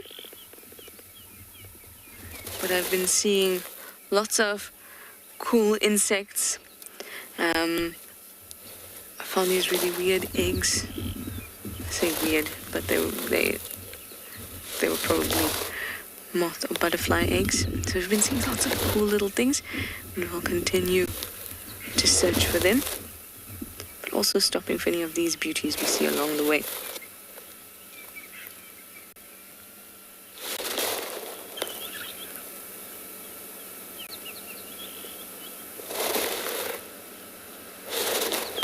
We've been so lucky with ground hornbill sightings recently. We've been seeing quite a few of them and been hearing them even more often. Look at those two go. All right, well, they're off, and we're going to head off too.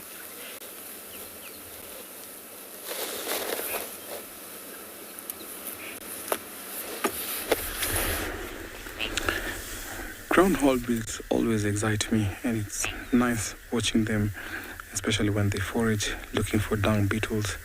Very, very exciting. Now back here we are tracing a line, and it seems like she's just gone behind those bushes. Unfortunately, it's so murky. It's a swamp here. We can't really go past here, so we have to leave alone that lioness to go about her morning business. There's lots of elands, lots of plains game because the grass is short around here. You can see the mist covering the Ololo escarpment, and lots of taupees, Thompson gazelles, zebras. So the grass is short here, it's wet, and also there's lots of foliage also. So it's a good place for plains game to come and hang around, because other places you can see that there's tall grass, making it difficult for lions to hunt. So the lioness has to walk looking for prey, walk a long distance looking for prey, walking out of their pride area, walking into other lions' pride or trade.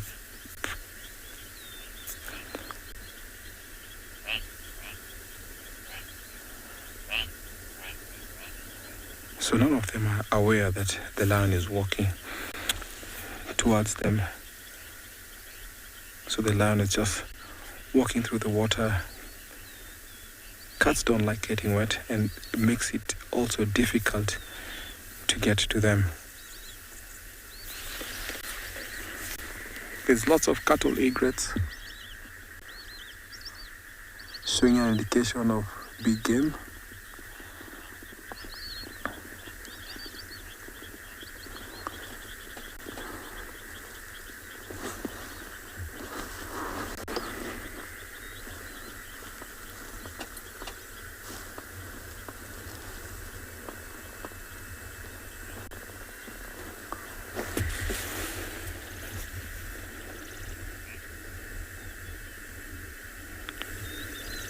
The only thing that we can see right now are the cattle egrets, the eland, and lots of plains game.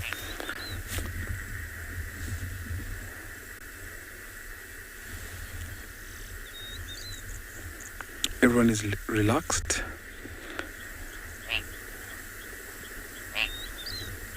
But elands have very sharp eyes, and they're super fast. So whenever they see predators like lion, hyenas, and even leopard, they'll always be alert.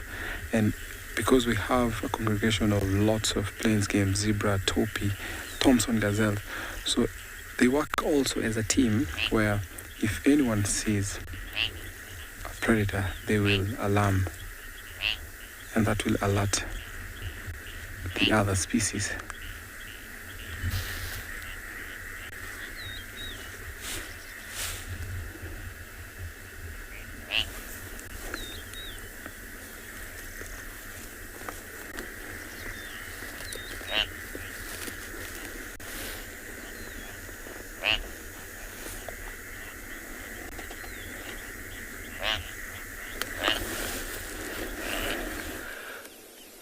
Welcome back to andBeyond Phinda, everyone.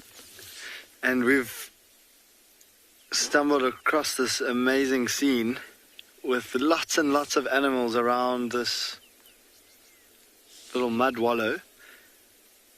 And the one that caught our eye, of course, is that tiny little rhino calf that cannot stand still at the moment. It's going down towards the mud and smelling the mud, and then coming back up to Mom, then watching us a little bit.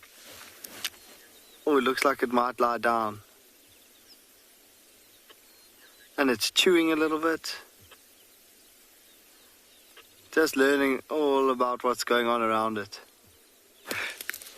So we exhausted all the roads in the areas where we were hoping to come across that cheetah, and we've decided to move out.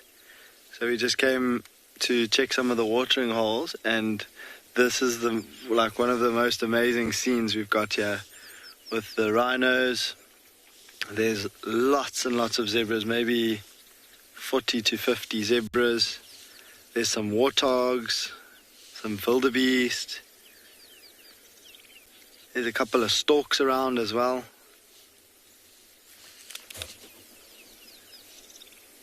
And all gathered around this last remaining source of water in this area. So we have had a little bit of rain so far this year, this summer.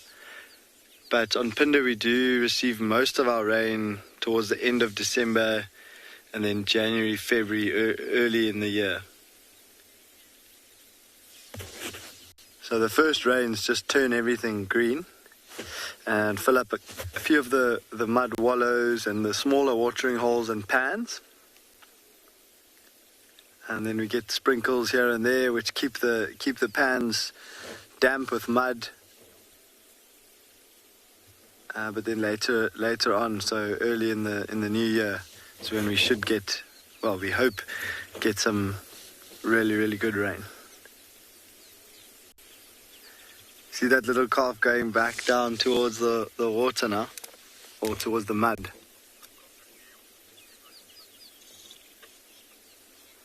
And back up to us. It's a very sweet little calf. Looks like it has got some mud on its back, some old dry mud.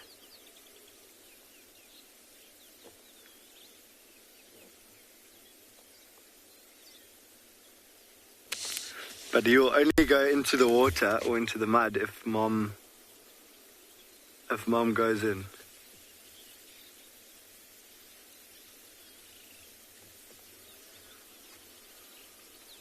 Oh, something gave him a fright.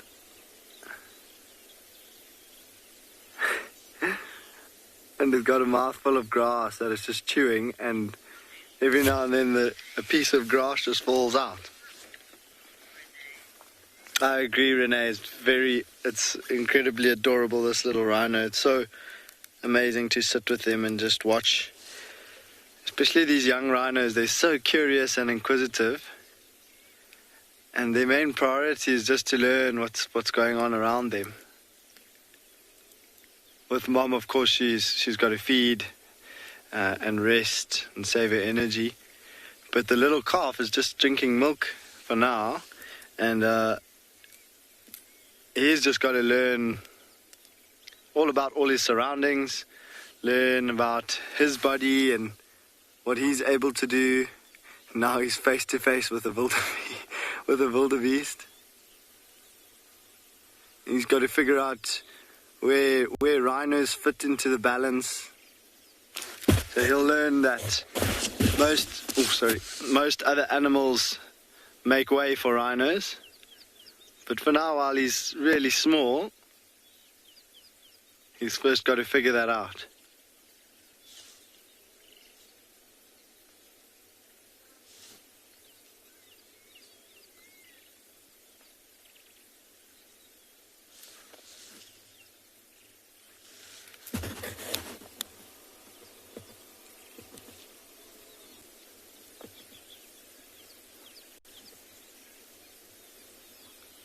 Oh, I've been calling it a boy the whole time, but it's actually a little girl.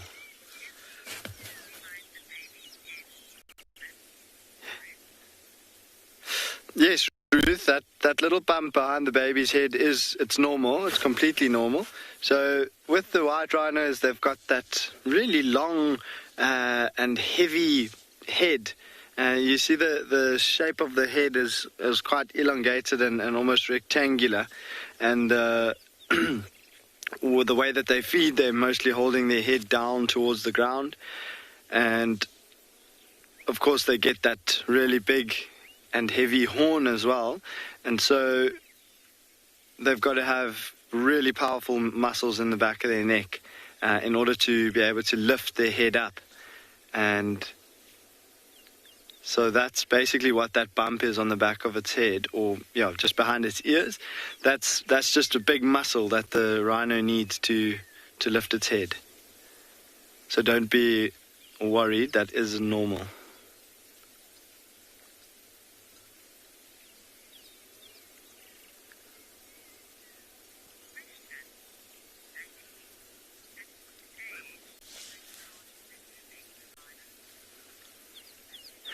Betty, that's a good question. Thank you. So, what age do we remove the rhino's horns? So, it basically comes down to when the rhino is able to handle the anesthetic, and that's usually at an age of about 2 years old. So, this little rhino, if we look at it in comparison to the size of its mom, we'll estimate the little calf to be about 4 months, maybe 5 months old. So it's still very, very young. But we can tell the age of the rhinos by comparing their development and size in comparison to their mom. And so what also starts to happen is that a rhino will start to develop a second horn. So if you look at mom carefully, she's got that big front horn, and then she's got a horn slightly further back up her nose or up her snout, and so that second horn only starts to grow once a rhino reaches about 2 or 2.5 years old. And so we wait for that to happen as well, so that there's a little bit of horn on the top to take off as well. And so it usually happens at about 2 or 2.5 years old. Then then they can handle the anesthetic, and then it's worth it to take that big front horn off and the second horn as well.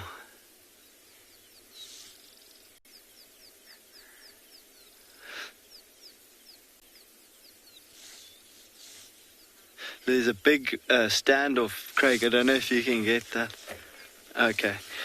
So we'll maybe sit here for a little bit longer and see what else happens here.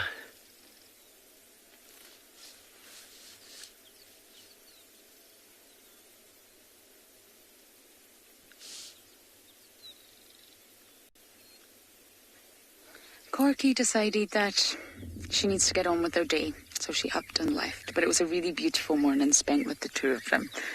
Now we're at Twin Dams, and there's a ginormous monitor lizard. Crocodilia size. So water monitor. And it's not in the most attractive sunbathing position. That's how I sunbathe.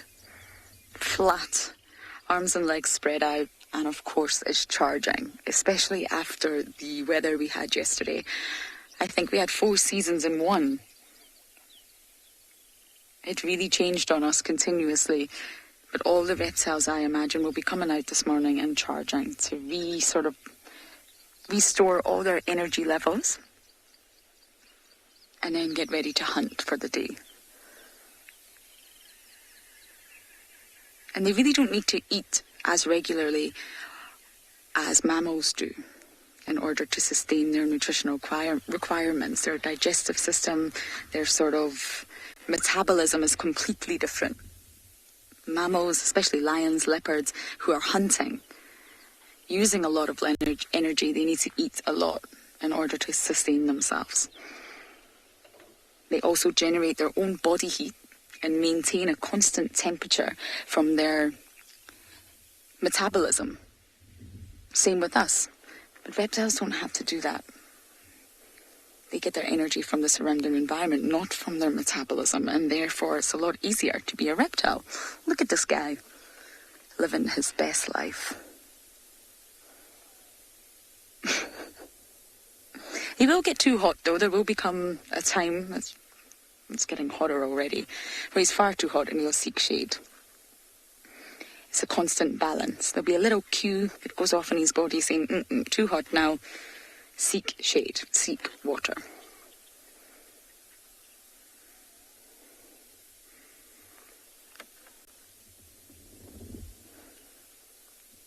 You can see the tail's pretty much the same length as the body. Very, very powerful appendage to store fats, to whip your enemy under muscular control. You can imagine how sore that would be. My brother used to whip me with a kitchen towel, and that was painful. Can you imagine if it was a monitor lizard tail? And it helps propel them through the water. Their body shape is not the best for swimming, and therefore that tail, if they move it rapidly from side to side, it acts as a rudder and propels them through.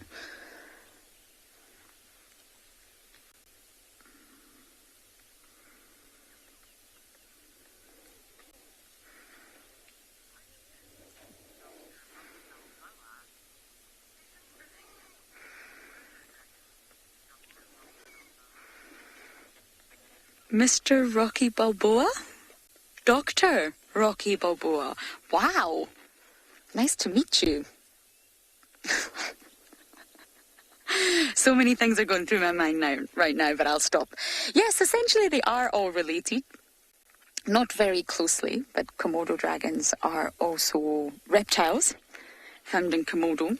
And if you've never seen one before, I recommend you Google it. They are absolutely astonishing animals, very, very large, but I don't believe that they're closely related. But they're grouped together in the sort of reptile category, which means they're a lot closely related than would be a reptile with an amphibian. But it's also known as a Komodo monitor, so I'm not sure what the exact sort of lineage is. Although we call it the Komodo dragon because of its fierceness, it's also called the Komodo monitor. And it's a lizard, essentially. So I wonder what the actual lineage is. I'll need to check that for you. I think they can grow up to about 3 meters in length, a full-grown Komodo dragon. It's on my bucket list to see one of them. Very, very large reptile.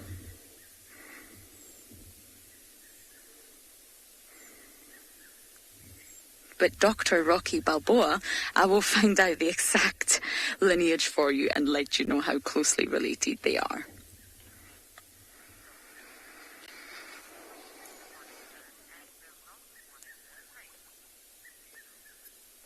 Noodle, I don't believe so. They're different species.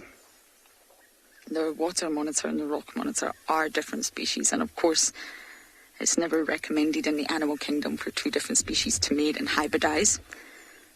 I'm not sure if it's possible that they can. They possibly have the correct appendages to physically be able to mate. So maybe it is possible, if that makes sense, but I don't believe it happens.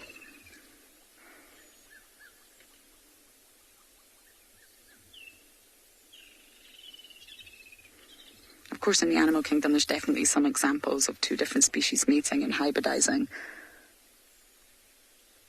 But ultimately, that would threaten the genetic integrity of that one species.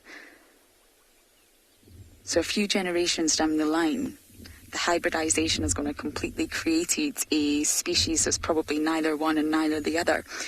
So it's not common, but it definitely does happen. But I've never seen or heard a rock monitor mating with a water monitor.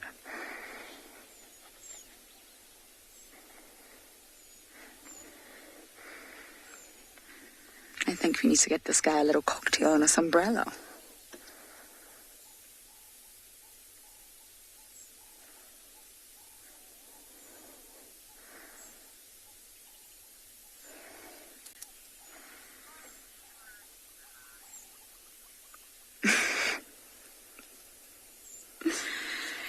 Does he? Well, to be completely honest, I'm not sure. But I believe so, yes. This is completely normal behavior for reptiles. It was actually quite chilly when we came out this morning. I think it was 18 degrees Celsius, which I know for some countries that's not chilly, but for here it is. And yesterday's weather was very turbulent. So this little guy most likely will have just emerged from somewhere and he's literally trying to charge. He's trying to get solar powered from the sun and then have enough energy to go about his day. But I'm not sure. We're quite far away. We're at the other side of the dam, but I really don't think he's dead. He's just doing a remarkable job at staying still.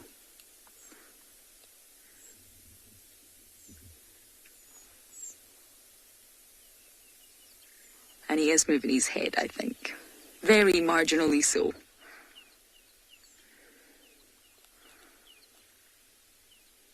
But good question. It's always worth checking. I did a segment on a dung beetle thinking it was alive and it wasn't, which was rather sad.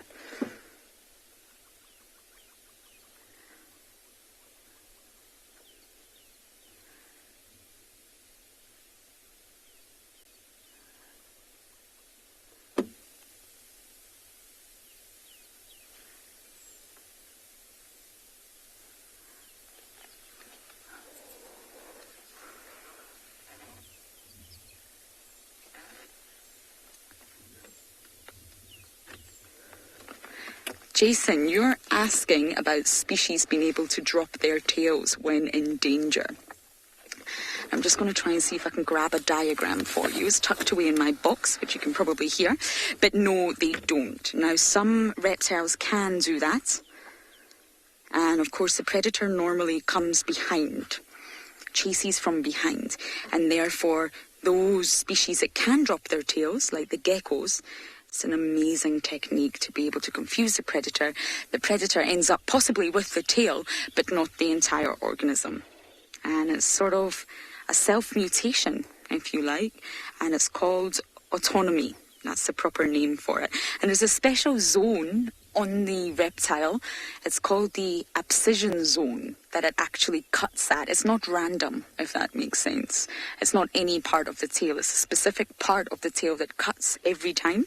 And there's modified muscles and blood vessels that facilitate that sort of chopping off your own tail. It sounds really horrifying for me. But it's mostly demonstrated by geckos. And I can't actually find the diagram I was hoping to show you. I have a picture somewhere of it happening in action, where you can see the small little gecko who's obviously under threat and the tail coming off.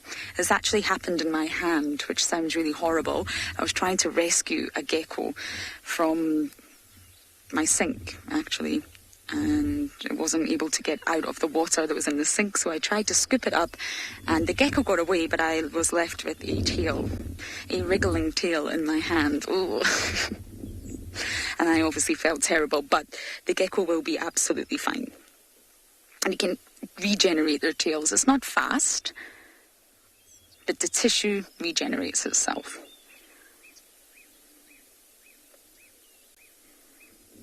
And it's called autonomy, but monitor lizards cannot do this.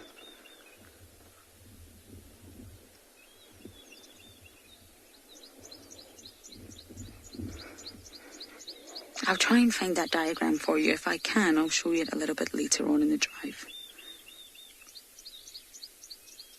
Now, the reason the tail still wriggled in my hand, which was really horrible, is actually intentional, so that when the predator gets the tail, it's confused and it thinks it's got the entire animal. And that state of confusion allows the gecko to run away. Well, anyway, we're going to let our monitor lizard continue sunbathing, and we're going to see what else we can find around Djuma.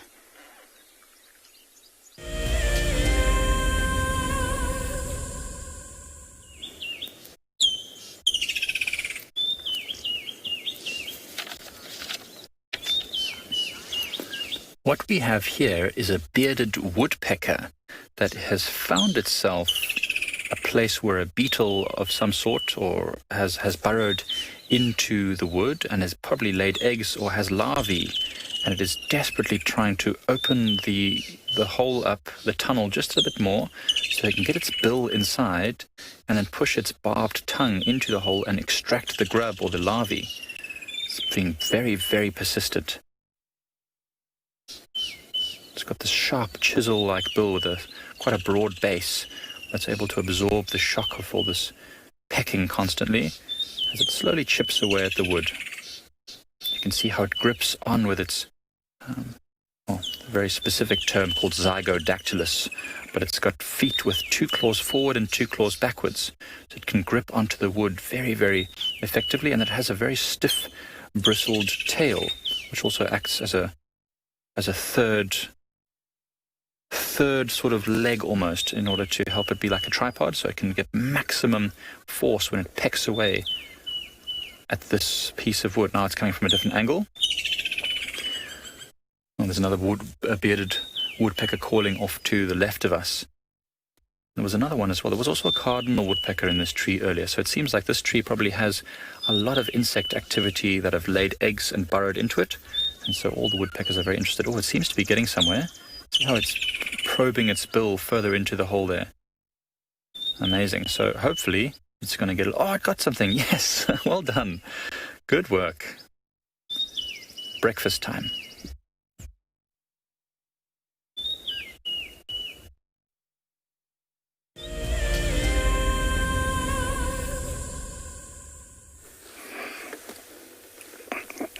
Look at this.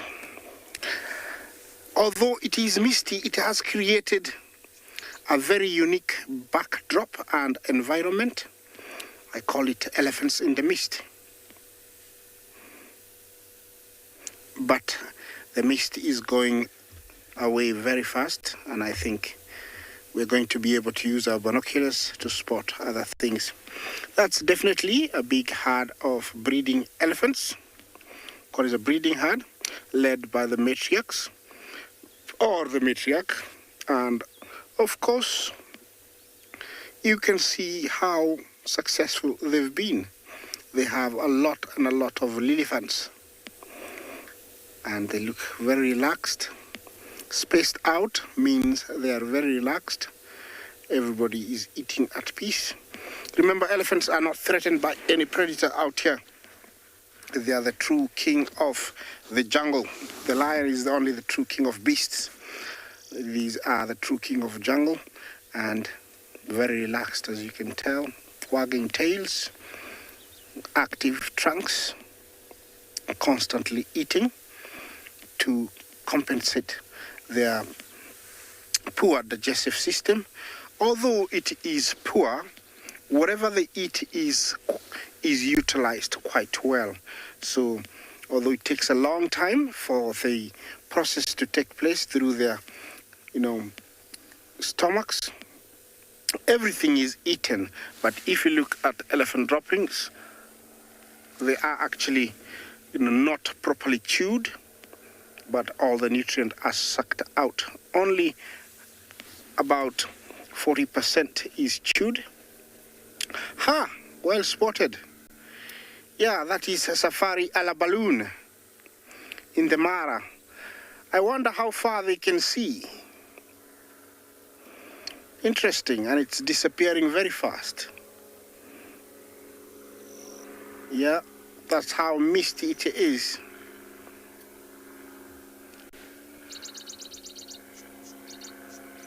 Yeah, I can hear a plane also flying. Everything has started waking up. Yeah, we have lots and lots of young elephants at this time of the year, and it is perfect. I don't know if that female raised her head. Yeah, looks like the young one wants to drink. They're quite a distance. We cannot really tell exactly what's going on.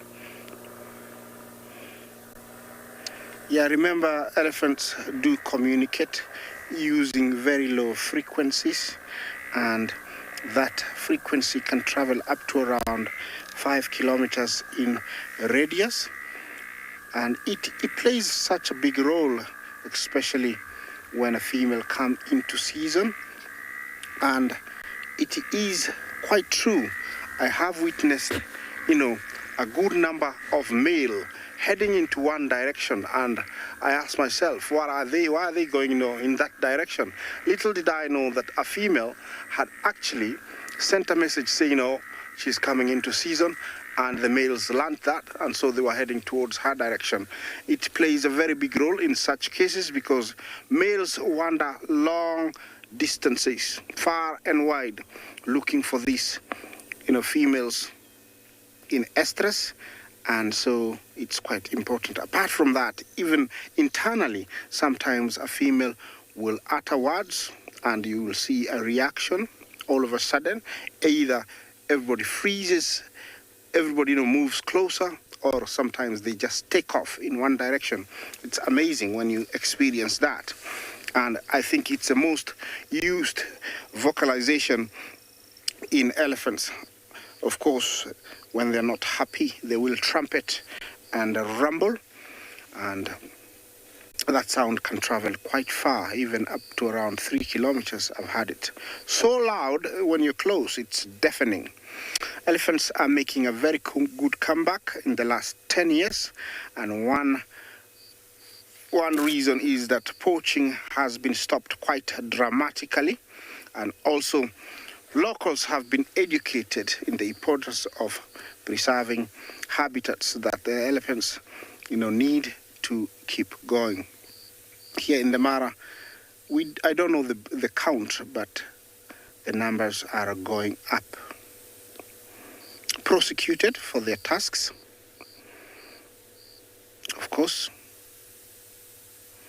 Yeah, this is an animal that is very dangerous, yes, yet very intelligent and can tolerate humans when you tolerate them. Approaching elephants, you have to be really, really careful, especially when they have young ones. Females can be very, very dangerous. If they feel threatened, they'll just come for you without, hesitation. They live up to around 70 years.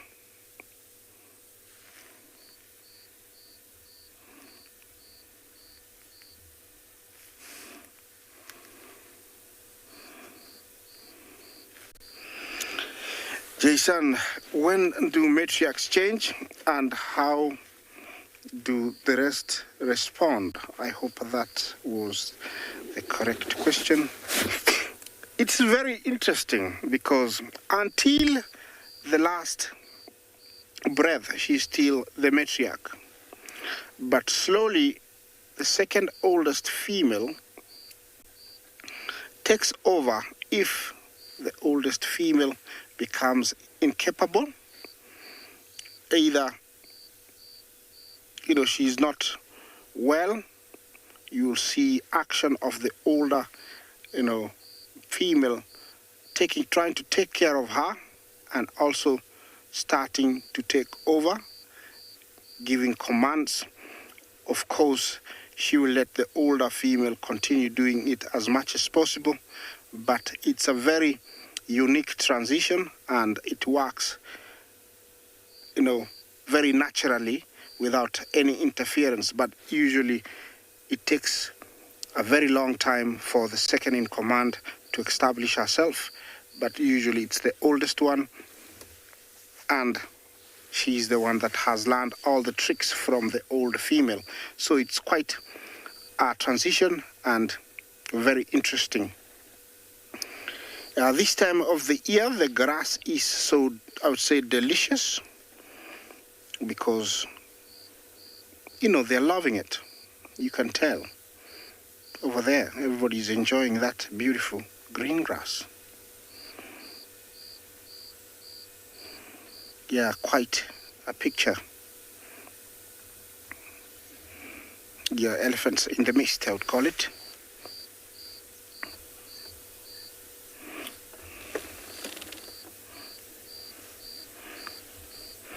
Well, I'm sure there is very many herds around that I've gone past, and I think I'll try and find one that's much closer to the vehicle so we can experience a nice elephant experience. So while I do that, let's take you to another location.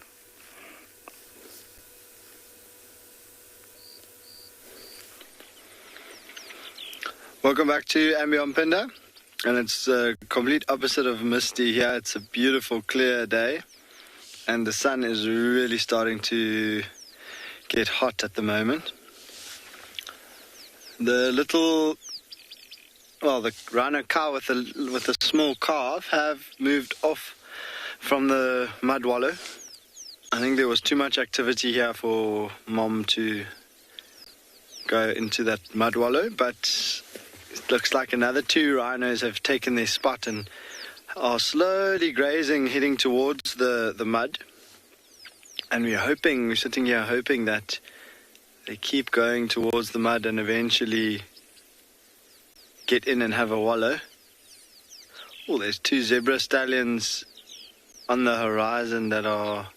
Do you see them there, Craig? Just above the left-hand rhino, there's 2 zebras that are having a little bit of a fight there.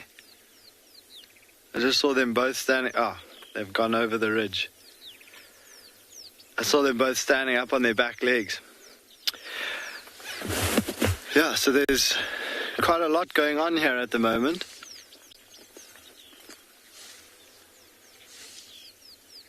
And it does look as though the rhinos are heading for the mud.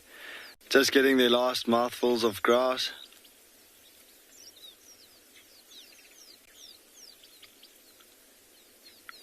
Now, we'll see, but usually they don't just come and, like, you know how elephants will charge straight to the water and start drinking as soon as they get there. It's a little bit different with the rhinos because of the fact that their eyesight isn't so good. They will always be a little bit more alert and hesitant approaching water because they know that it attracts a lot of different animals. And so when they approach this mud, they will just take it easy and check the surrounding area, make sure that there's maybe no other rhinos and no elephants around. So there is some more water on the other side of the bush there. And I wonder which... There, look at the zebras there, Craig. The zebras have reappeared. Just while we wait to see where the rhinos go. Of course, now the zebras calm down a little bit. But every now and then they flare up and chase each other and kick. And the dust flies. So just while we watch to see where the rhinos are going to head to, we'll see which watering or mud wallow they're going to choose.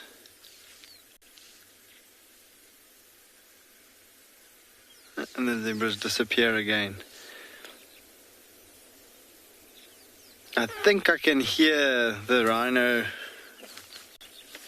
and a bit of mud moving there. So I'm just going to try and reposition us. And let's see if we can get another view. So while we do that, while we get another view, we're going to send you to another location.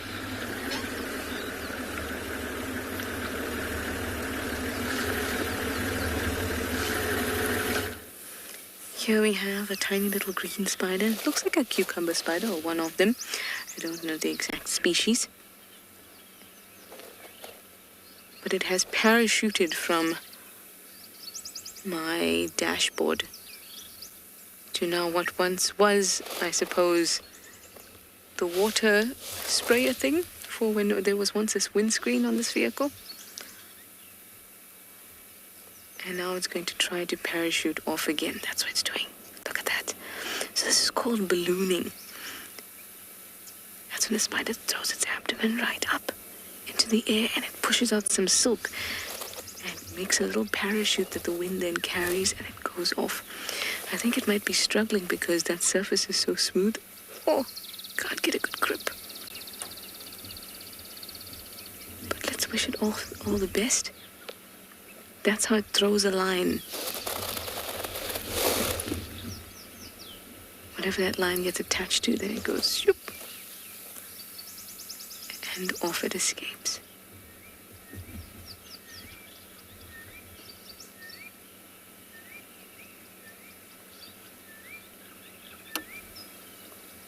a southern boo-boo calling in the background, if you heard that. You can do it, little guy. It's one of the most fascinating things when you watch them do it. They'll push their abdomen right up, pointing it straight at the sky. And you get this little, you will be lucky if you see it, but a tiny bit of silk comes out from the spinnerets.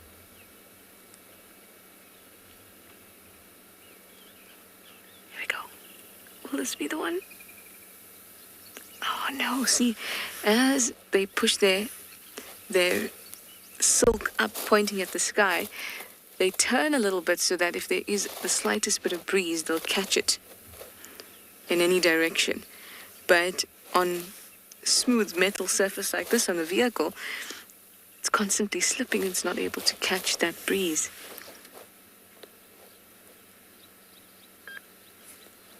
Jump down onto the bonnet. And when it does catch the breeze, it's gone so quickly.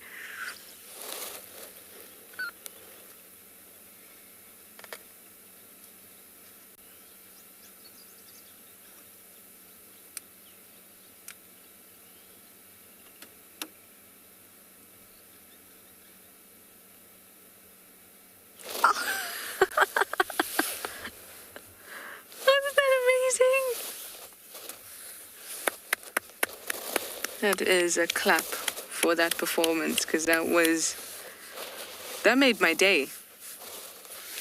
I love that so much. Hope you enjoyed that. You saw it from the beginning to the end. So nice. Anyway, I am still on the lookout around Twin Dams Road for the Avoca Mail. But the ground is very hard from all the rain, so I'm not gonna be able to see any tracks basically. But just have a bit of a mooch around and see if we get lucky.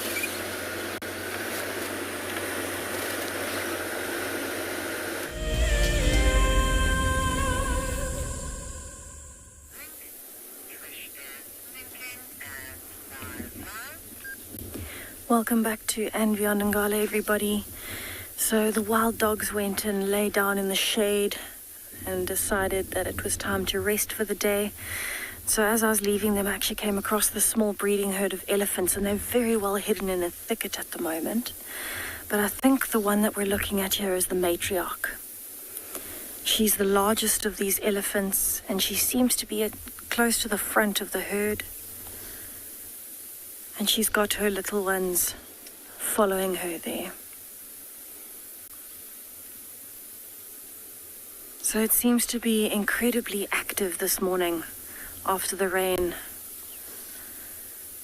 Everybody seems to be out, and especially for the elephants this morning, this herd of elephants will be incredibly relaxed this morning because there's more water available. The plants are holding more water as well. And so they're just enjoying moving through this thicket slowly and feeding as they go. Elephants need to feed majority of the day. They'll be moving and feeding to try and keep all the nutrients and digest enough food to keep them going with such a large body weight, body mass. And so especially in this area, they're actually eating the fresh green grass that's come up, but they might also be eating these large fruited bush willows, which is all of these trees that they're in amongst.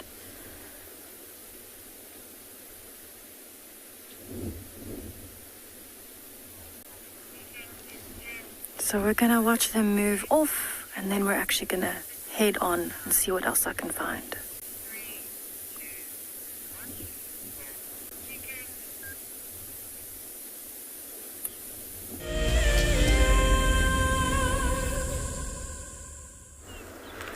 Welcome back to the Mara.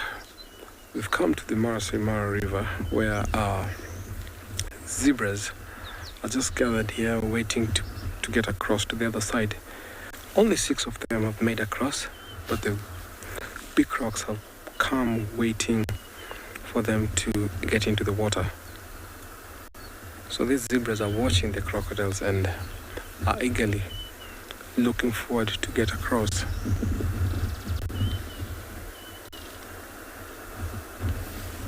They are so brave. Once you see them in the water, they actually fight off the crocs, they kick them.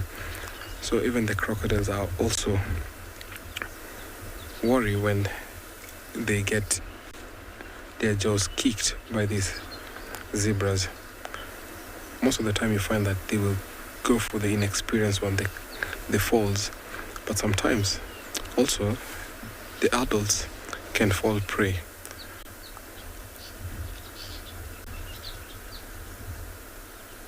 They have also to scan around and watch for predators like lions and hyenas. The leaders are always the stallions, and you can see that one is just going around and every member is following him.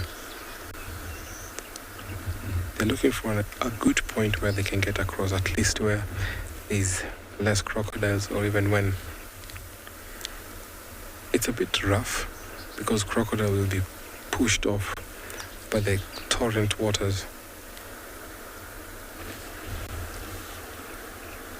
The water level is increasing, so I'm sure it's also one hindrance when it's that torrent.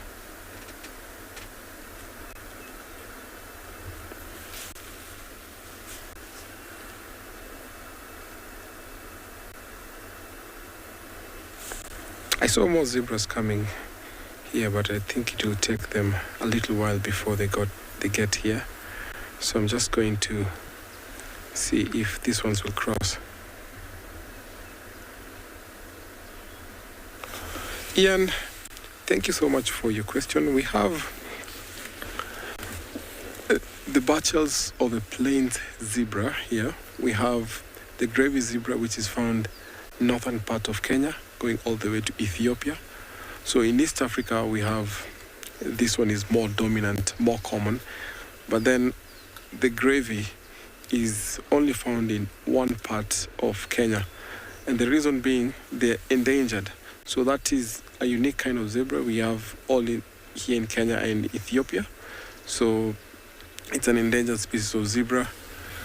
The plains is more common, also called common zebra, and also I think also in South Africa we have the mountain zebra, but in East Africa this is the more dominant one.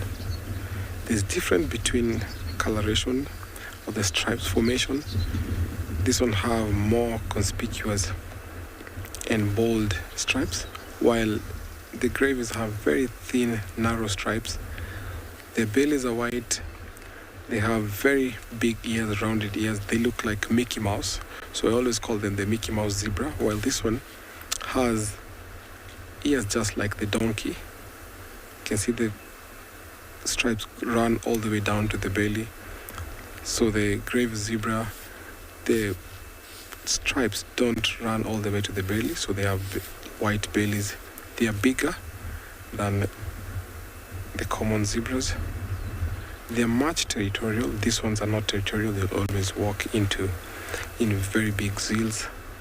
So the male stallion of the gravy will always pick a spot where they'll have their territory, while these ones don't do. They only do what we call semi-permanent territory as they keep on moving, because each stallion has about 11 to 12 mares, while the gravy, as much as he has a big territory, then more females can join in.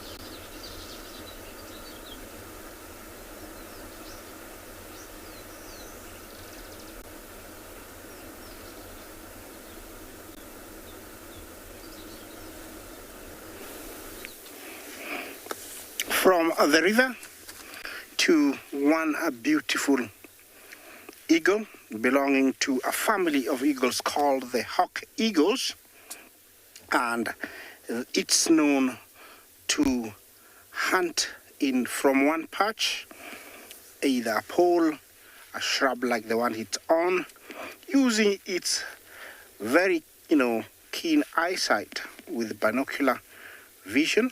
It's able to pinpoint its prey in the long grass, pouncing on it, grabbing it using its long talons, and killing it using its beak. And definitely where it is, there must be either a mouse, a lizard, a snake, a grasshopper. It's the long-crested eagle, unmistakable with its long crest behind the head. And definitely it's on a hunt. Looks very hungry by the looks. Normally just below the neck you'll see the crop.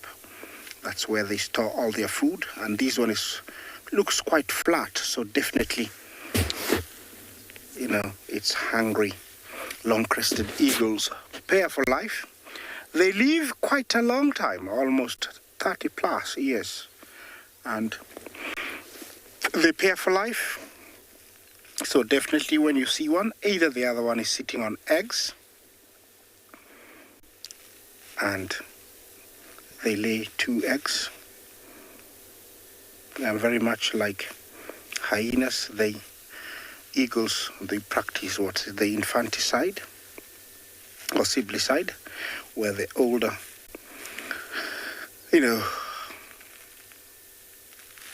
older one kills the younger one. Sounds quite cruel, but it's survival of the fittest. Usually the parents don't interfere. They will feed with whoever survives. And the older one, the moment it hatches, it starts looking for the younger one, sometimes pushing, if it hasn't hatched, pushing the egg out of the nest. And if the young one is alive, it tries to kill it by biting it, and also by trying to dominate it by eating all the food that's brought back to the nest, so starving it. Quite cruel, but that's how nature works here. As I said, the parents don't interfere at all. This guy looks like he's just coming out of his juvenile plumage, getting into adult, because normally he's pitch black, and I estimate he's about around 3 years. They get the full adult plumage almost towards 7 years. Yeah, look at that yellow eye and that hooked beak. Quite lethal.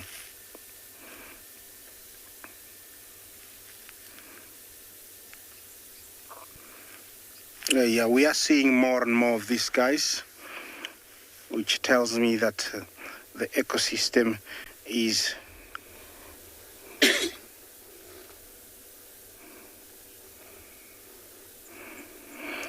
well, at least you say this is the new favorite, and you love the head crest. Thank you. Yeah, it's not always sometimes about the animals. Even the birds are super beautiful. Look at him.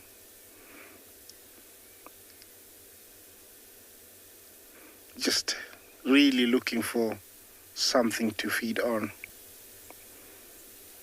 When you see them, definitely it means they are small reptiles and rodents that they're looking for. And so, that's what he's looking for. That's why he's here. And I'm sure he knew that there was something. He moved from a few trees all the way here, and maybe he's been trying that since this morning. So I hope, he gets something, because the long grass does become a nuisance sometimes. So he has to be very close to the ground to really pinpoint whatever he wants to go for. Well, I think the best thing to do, because I don't know how much longer or I might interfere with, his hunting. I'll just leave him at peace, and hopefully he can get a meal. Or just before, I continue, let's take you to another live location.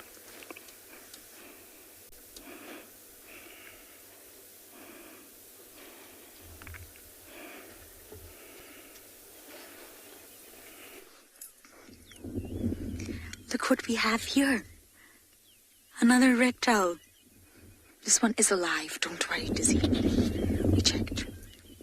Now, I'm not 100% sure of the species. I'm hoping some of you can help me here. I think it could be the low-felt rainbow skink, but I am more than happy to be corrected.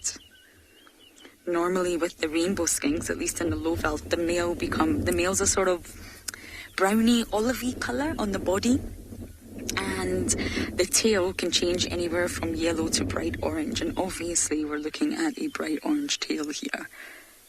But I could be wrong, and they're known to be rock dwellers, so you don't see them too often. I think the reason we're seeing this one is because it's basking in the sun, and they normally run around the rocks very, very fast, sort of any exposed granite or any rock really, and they'll hunt insects. So please, if you do know the exact species, let us know, #WildEarth, but I think I'm going to go with the low-felt rainbow skink. Now, you get agamas, you get geckos, you get skinks, and you get lizards, all within this sort of reptile group. And they're different. So when it comes to skinks, that I think we have here, they're normally very smooth looking and they have shiny scales. They always look like they're maybe slightly moist or they're glistening in the sun. They do have scales, but it almost looks like they're just completely smooth.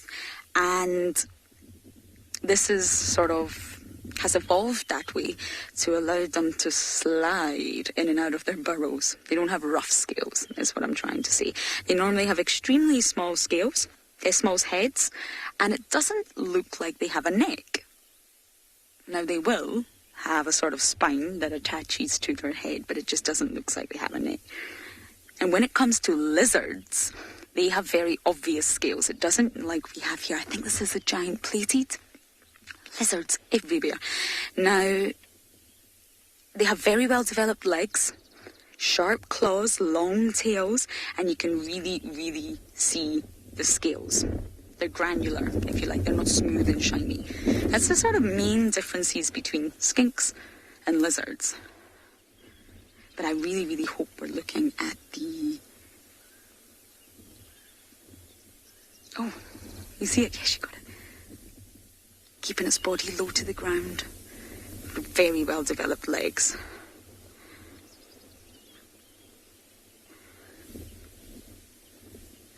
We don't often see these species out of their burrow, but I think this is a giant plated lizard. Much larger than the skink we've just been looking at.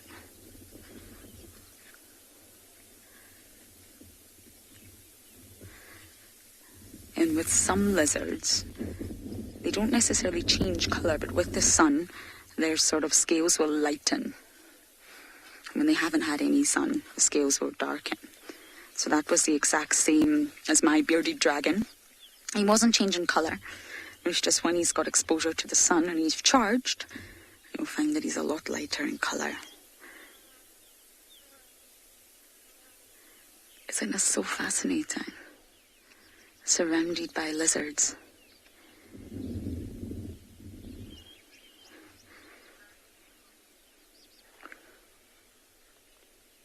Oh, my comms broke up there, Mel. We're on First Rock and Torchwood. I'll just get you to repeat that one more time.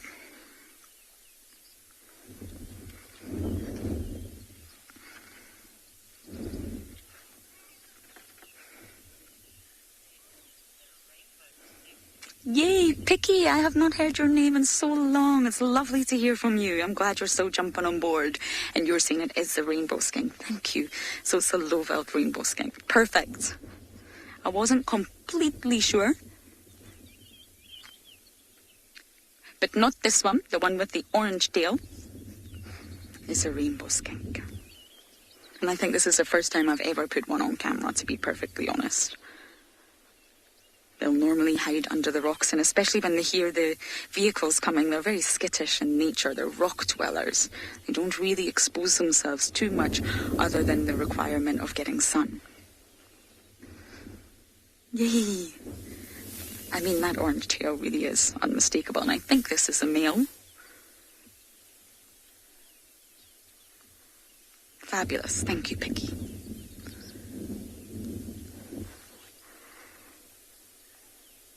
Now we're here because Tandy's son was spotted here yesterday. He's actually always around First Rock. He doesn't really go that far. So we're kind of going to scratch around here, hoping that we bump into Tandy, son, or both.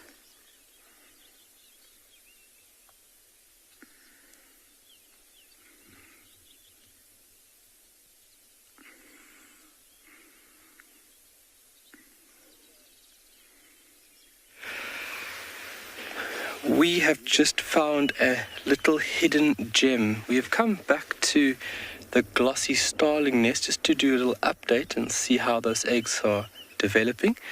And amongst all of this over here, we have spotted something quite remarkable.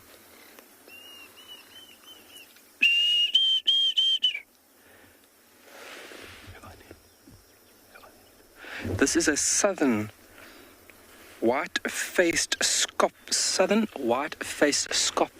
Oh my word. Southern white-faced owl. Very beautifully, cryptically colored owl. You can see how it just absolutely dissolves within that tangled mess of that Vachilia. And this owl is just busy resting now. Such a treat to see an owl like this. We don't see them very often in Tswalu. We hear them more than we see them. And once we find a pair, then you're pretty sure to have a pair localized within an area. So if we come here day after day, we should find this individual somewhere nearby here, if not in the same tree. Diedrich's cuckoo busy calling here. Here he comes.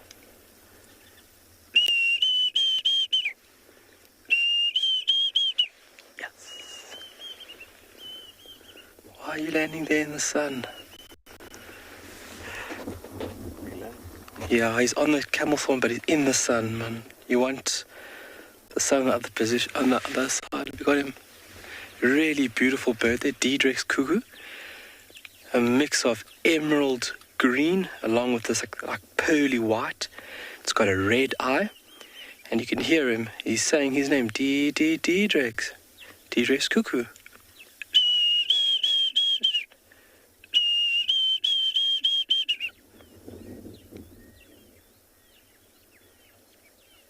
Also another brute parasite,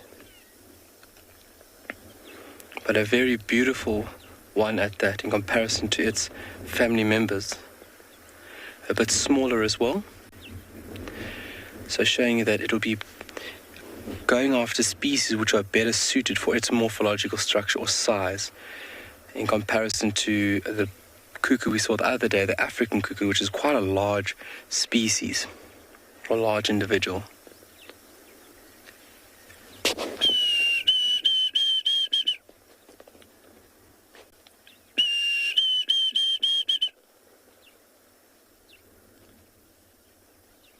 Comes. Yes, land in a better position for us. Oh, come on. Oh, Davey's on top of the tree there. Sorry, folks, Dave's just going to do a wood around here just to take it as if, oh man, it's been chased by another bird.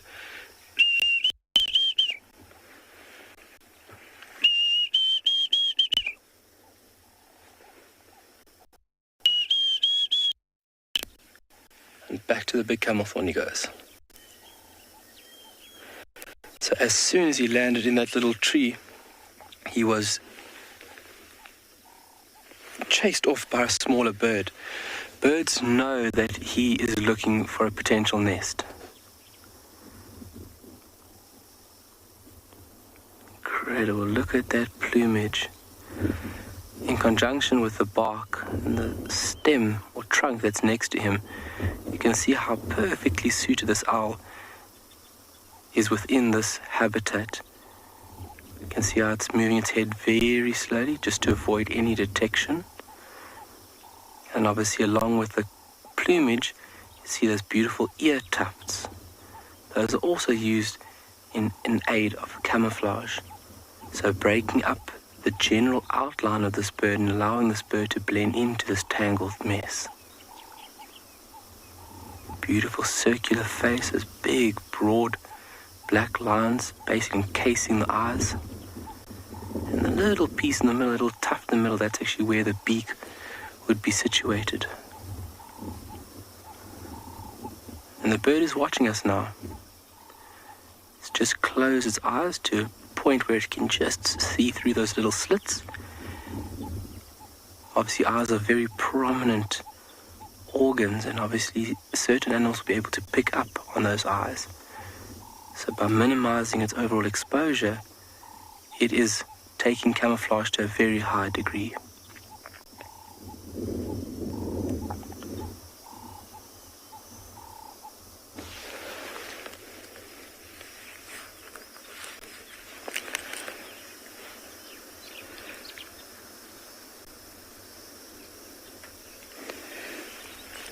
So these white-faced owls will take a wide range.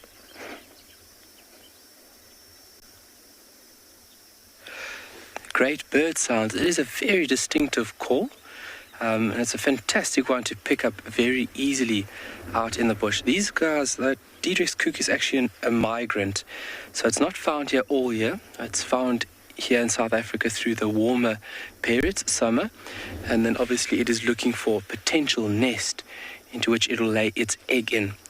But a very distinctive and very easy call to recognize. Diedrich's. Diedrich, cuckoo. So these owls obviously taking a wide range of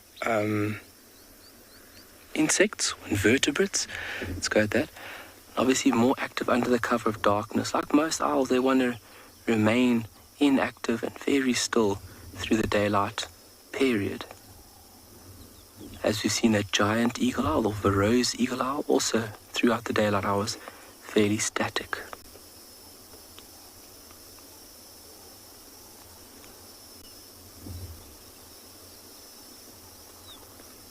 Sure.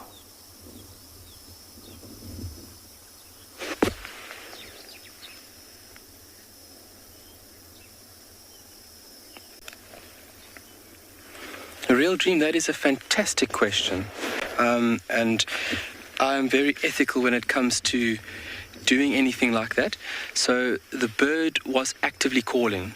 So it has already put itself in a heightened level of activity. So I would never call a bird out, and obviously mimicking bird calls is a fantastic tool in how to find birds. But I would only mimic a bird's call if it is actively calling. So it has naturally put itself into that state. And by it hearing another bird, even if it's myself mimicking a bird, the bird is already in a format where it is jousting or understanding its environment. If the bird was silent and I decided to call or play a call, that is super unethical, because now you are physically changing and altering the bird's behavior for your own wants and needs. Same as birders when they play bird calls. If you're on a birding tour and you want to tick off as many birds as possible, playing a call and to draw the birds in, and that is unethical by my standards. So that bird was busy calling, by me just mimicking it, it's already in that, how can I say, activity of trying to joust and displace other individuals. But great question. Fantastic question.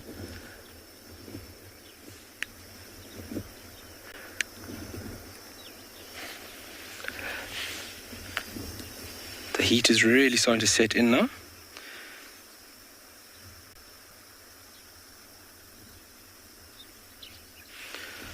And where this individual will stay until nightfall, its partner as well, should be fairly close by.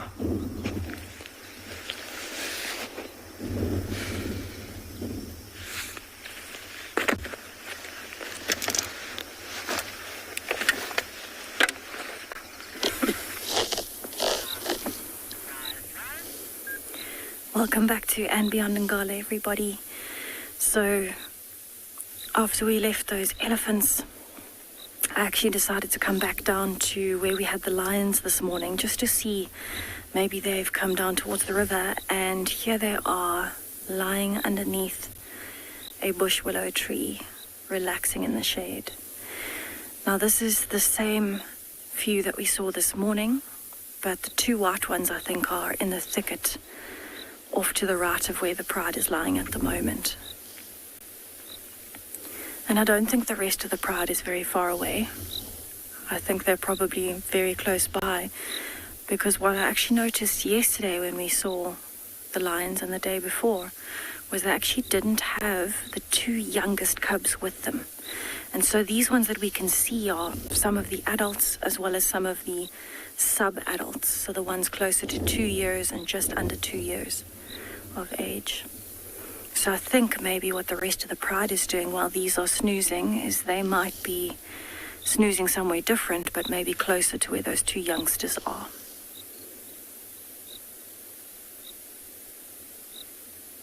But I think because they had a bit of a meal this morning, it wasn't particularly substantial. You can see none of their bellies are very full. They are now relaxing as it's getting hotter. It's getting hotter here, just like it is in Tswalu. We have got a nice breeze, though. So I think they're just enjoying that breeze, helping them digest as they rest, cooling their bodies down.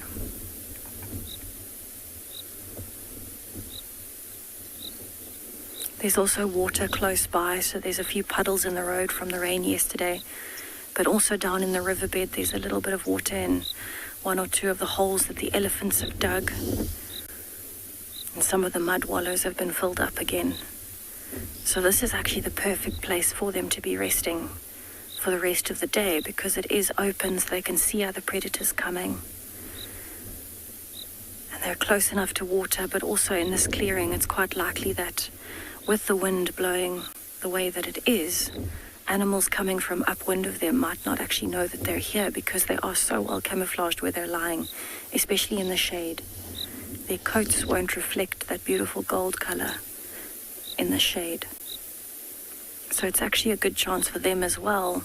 If something comes here closer to the evening again, maybe some wildebeest or zebra, they tend to like sleeping here, or even another impala. They might then have a chance of another hunt to feed them properly. And it's quite hard to believe that this is the exact same pride of lions we saw this morning when they were so active and eating. And it just shows you how the day of a lion is structured. Early mornings and throughout the night, they'd be more active in hunting. We were actually very lucky to get them hunting this morning, because normally by that time, they would be settling somewhere for the day. Luckily, it was a little bit cooler this morning. So I think that's why they were still a bit more active. I think it was also opportunistic, though. I think they were just moving through and happened upon those impala. And so they took the chance. As a predator, you can't ever take the chance of missing a meal, because you don't know when your next meal is coming. You don't know what's going to happen.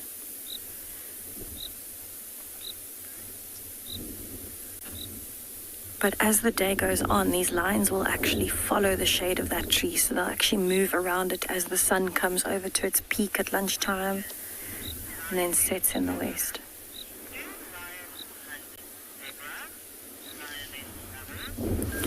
Lioness lover, yes, lions definitely do hunt zebras. They are actually quite difficult to hunt, because zebras can be incredibly dangerous. They're also quite big. So it would take a very structured team effort to be successful in hunting a zebra. But if a zebra was to come along and didn't know the lions were there, they would even try, or they might try now. But yes, they certainly do hunt zebra. In particular areas, they will hunt more zebras than in other areas. The Birmingham Pride is quite good at hunting larger animals. There used to be so many lions before they split. Now the Pride is building up again with all the new cubs. So at some point they might split again, but especially with a pride like this that's 18, including the Ross males, the Birmingham Pride is actually very good at hunting larger things like zebras, wildebeest, and giraffe even. they are actually quite skilled at hunting young giraffe as well. But bear in mind, all of these big animals that they would be hunting are very good at defending themselves. It's not just about camouflage. It's not just about being able to run away. It's about being able to defend yourself. And things like zebras have very sharp hooves. They've got a very strong kick. So I've actually seen quite a few lions that have been kicked by zebras. And if they place that kick correctly, it could even kill a lion. If you kick it in the face, break the jaw, break some of the teeth, it would mean that the lion wouldn't be able to feed and would eventually starve.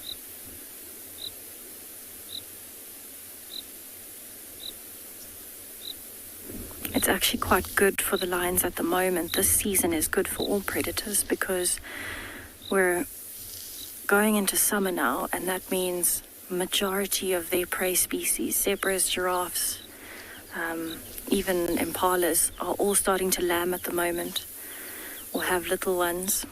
And so what that means is either the females are heavily pregnant, which makes them a slower target with more food, so there's definitely more benefit for the lions to go for something pregnant. But it also means that the young ones, which are inexperienced and are not quite used to the environment yet, are also an easier target and a bit of an easier meal. So especially this time of the year, you might see them focusing more on hunting the pregnant females or younger ones. In fact, the impala that they got this morning wasn't quite an adult yet. It wasn't a little lamb, but it wasn't quite adult. By the size of it, it looked like one of the younger adults, maybe from last year's breeding season. Almost like a young adult or late teen.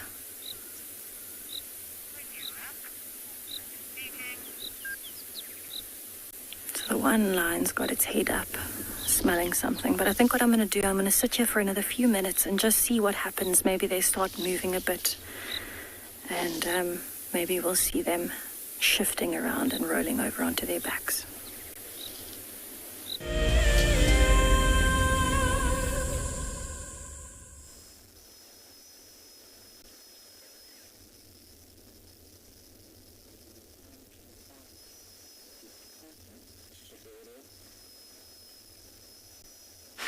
Welcome back.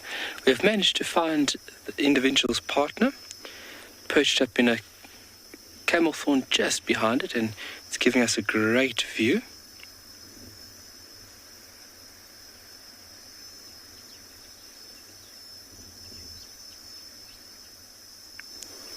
Really a fantastic little bird to see, especially through the daylight hours.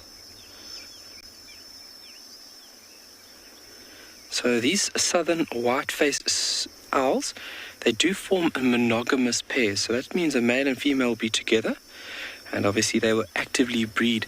And where these little birds find nest sites is actually used. It's actually used from other species. So they will use nests that have been used by other species, especially raptors. Something like a sparrowhawk, which is quite small, would be perfectly suited for this little owl. And then as well as they would use natural tree cavities. That could be a break in the actual trunk of the tree or hollowing that has been made by another bird, such as a barbet or woodpecker. And obviously has to be big enough for that little owl to fit into.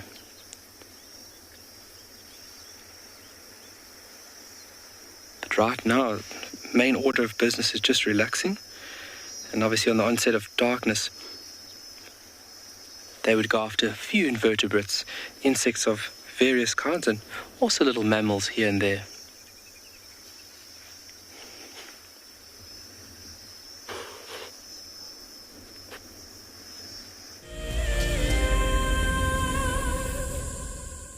Come back to the Mara. Our zebras are still waiting. And I can see some of the stallions just staring in the waters. They're thinking of, should we go or not?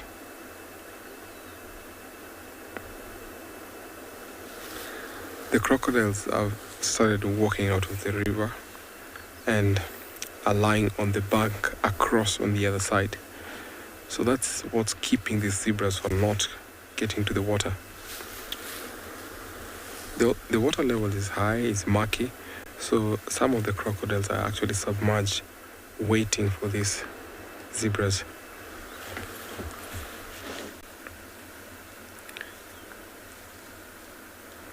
Because of how the water is dark, murky, and the water level up, I can't really tell how many crocs there are, but I remember the other day when we were watching zebras getting across, there's about 12 of them waiting.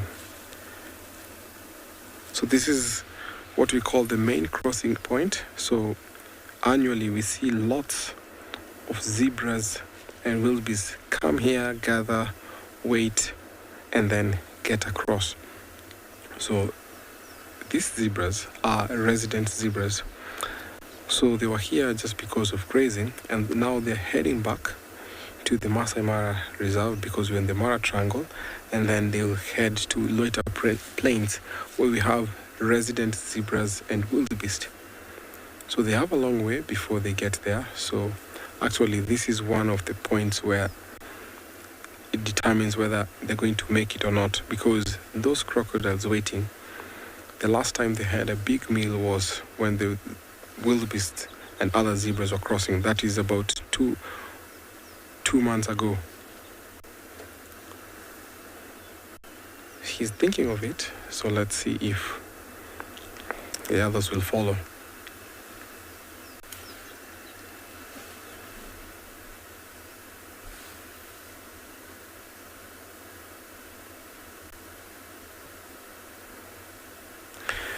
Heather, that's a good question. I would say that would be a hope, because we have lots of people who say lots of names, so I would say that is a hope. Yeah.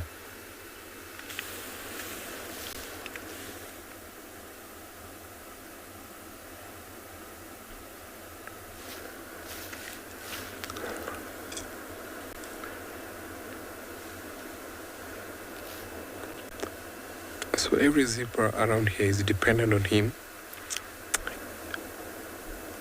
You can see as soon as he starts walking, the rest follow him.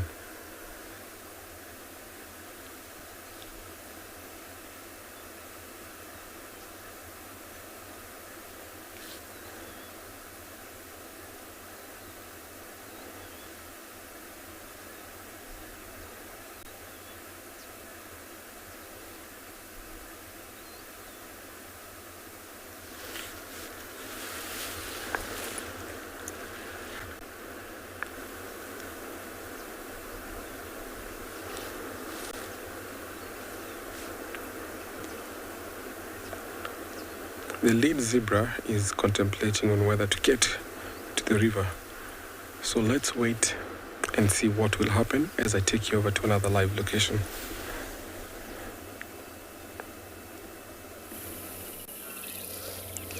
I finally found what I've been looking for the last 2 weeks. He's small, very inconspicuous,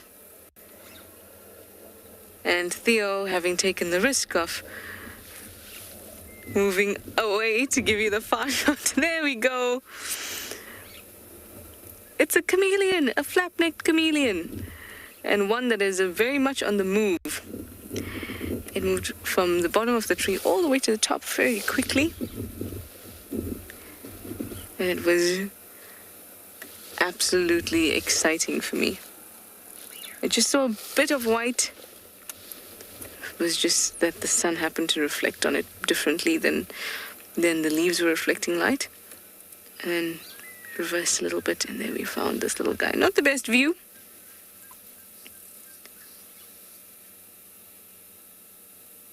But I'm very happy to have found the flap-necked chameleon.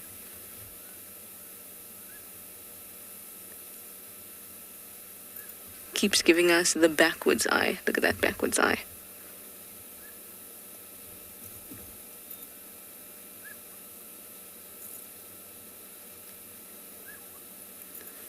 a bit breezy.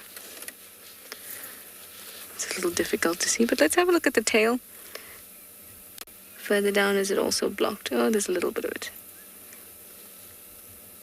Really nice kind of highlighter fluorescent green in bits, and this is great for the tree that it's in. It's in an African wattle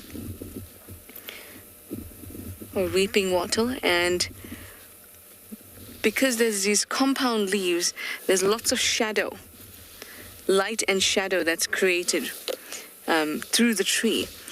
So that is perfect. Bright green, dark green, bright green, dark green, all of that scattered along its body is the perfect type of camouflage.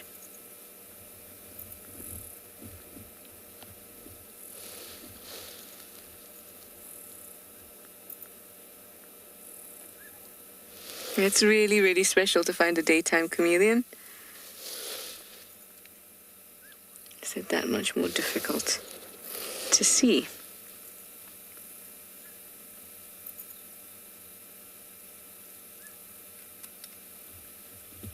I suppose it must be quite nice in this African wattle because there's no thorns. It's very soft. The leaves are all soft. There we go. Oh, we're on the move.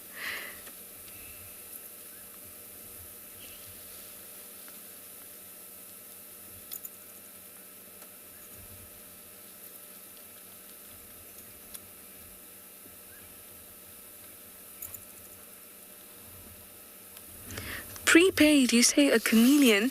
I have a very good eye. It's only because I really love them prepaid. And you'll find that when you want to find something or you start looking for something, then you find them. It's not the type of thing that you will stumble upon if you're not looking. I mean, sometimes it's not even the type of thing you'll stumble upon if you are looking. But your eyes become accustomed to searching for certain things, and because I love to look for them, my eyes kind of spot them quickly. Look at that camouflage. That light and shadow, you can see exactly why the body has changed and the skin has changed to match.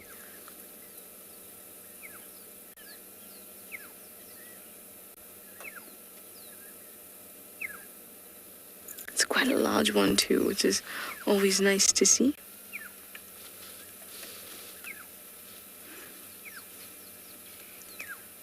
They'll grow to about 30 centimeters, even 35. But more common is 30 centimeters.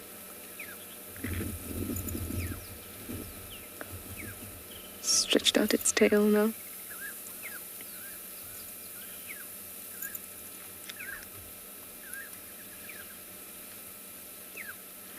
If we look back towards the tail, just there, you'll see a very obvious little bulge there. Do you see that where the tail connects to the body? That is the hemipenile bulge. You can see that, it's not smooth. So this is a male. The males also tend to be ever so slightly more vividly colored or more active in the change. Oh, are we going to get a... Wow!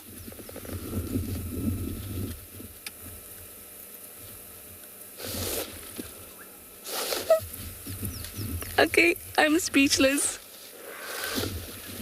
That's the first time I've caught that on camera. I've seen it, but have not caught them actually grabbing something, or at least even throwing their tongue out on camera.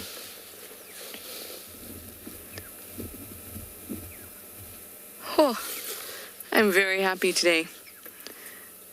Got a lovely cucumber spider ballooning for us and flying off the vehicle, and a chameleon not just static, but releasing that magnificent adaptation of it.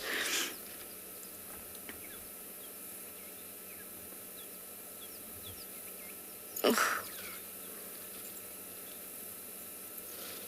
Amazing.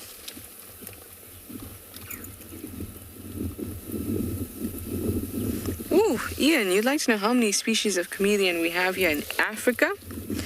I can tell you that here in the Sabi sands,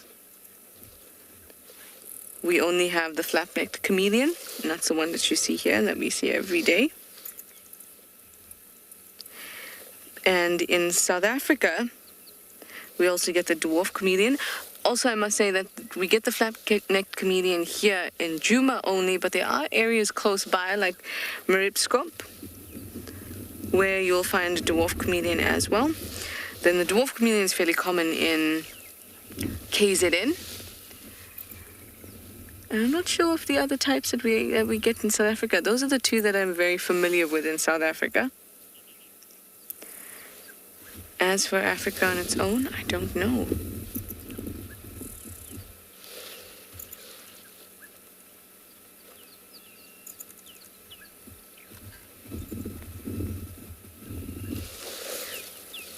I'm trying to think if there's any others that I can remember.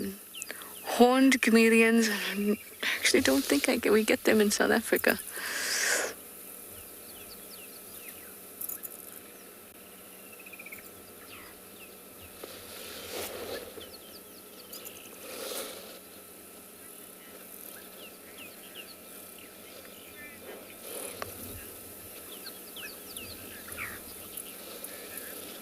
Ruler, you'd like to know if it's true that chameleons don't control what color they are. They certainly do control what color they are. It's just not a choice. So the chameleon does not consciously decide that it's going to be green or any other color. It is a hormonal response. So whether the chameleon goes red, yellow, black, green, whatever, in the case of the flat-necked chameleon, its colors only range from about black, brown, yellow, green, and there's not any variation in that. It's not the type of chameleon that turns blue or pink or purple. And those changes are purely hormonal. So you might want, maybe the chameleon feels receptive to mating, or it feels angry, or it's territorial. Whatever those that elicit a hormonal response will change its color. So you might wonder why, when it goes onto a tree that's green, it becomes green. When it goes onto a branch that's brown, it becomes brown. That is because, and this is theorized because we can't tell for sure, but we know it's not a choice, and we also know it's not camouflage. It's just that the chameleon would feel most comfortable not being seen by predators. That means that if it blends into its environment, it will have a less stress response, which is then a hormonal response, which is what allows the color change. So the chameleon does not think, okay, I'm going onto the brown branch, let's turn brown to blend in. No, it goes onto the brown branch and feels that it is now starkly different from its surroundings. It's no longer comfortable, it becomes a little bit stressed. It excites the cells that cause the color change, and then the color changes.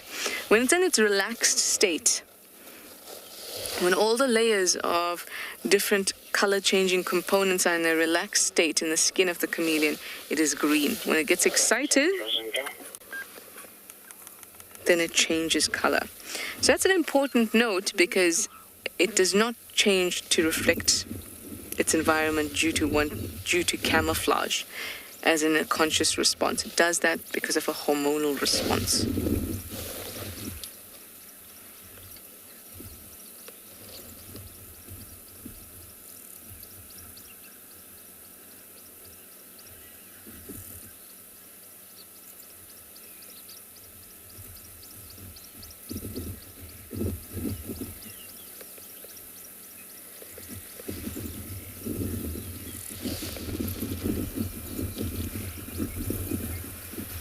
Zaz, you'd like to know, what do the chameleon eat? Well, they're carnivores, as you can see, or you saw. They're hunters, so they especially like winged insects. grasshoppers, dragonflies, even flies in general. They like flying insects. I've not seen one take beetles and things like that, so soft-bodied flying insects are their thing. Especially, as I said, like grasshoppers, though. Butterflies, not so much. But there's another thing that comes into play there. Butterflies have scales on their wings, the little bits of dust you feel when you catch one or you touch one. Butterflies and moths, those allow it to escape any sticky situations like going into a spider's web or getting trapped by a chameleon's sticky telescopic tongue. Because then they can just dust off those scales and still fly off, although the damage by the removal of the scale might actually kill it.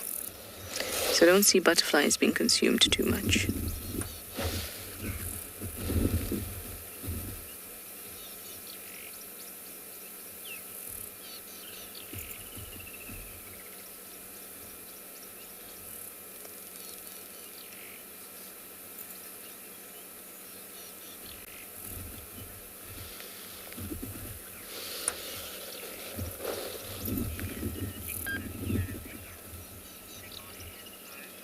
Hi, Simon is home. You'd like to know if chameleons are ectothermic? They certainly are. That means that they're cold-blooded, so their temperature of their body is equivalent to the ambient air temperature. They have no way of regulating that temperature, which means that on a day like this, it's really awesome to see them out and about. When it's colder, you'll see them migrate towards the bottom of the trees and stay huddled quite close to the ground and around the grass. Sometimes in crevices, but that's usually over long periods of cold, like during the winter.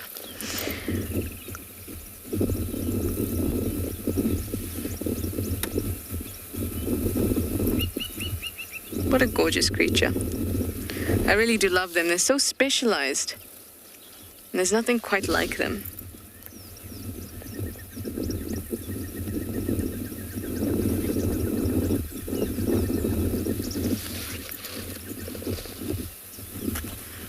Wonderful. I'd love to visit this one again. This one's actually quite far away from the usual lot that I go looking for. This one is in the southwestern corner of Djuma. Perhaps it's an immigrant from one of the nearby reserves. Who knows? Anyway, I'm going to see what other small, cool things I can find. And I'm going to leave this chameleon to be.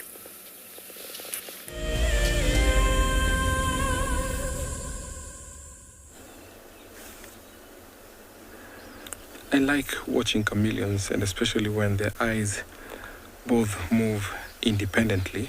It's very interesting. Now back here we have another reptile, and this is the Nile crocodile. That's the hindrance as to why the zebras have not gone across. These crocs are gigantic crocs, and some of them can grow up to about 5.5 meters and almost 6 meters. So when they're out here, there's no way those zebras will come or get close to the water, because as soon as they get there, these crocodiles will definitely go after them.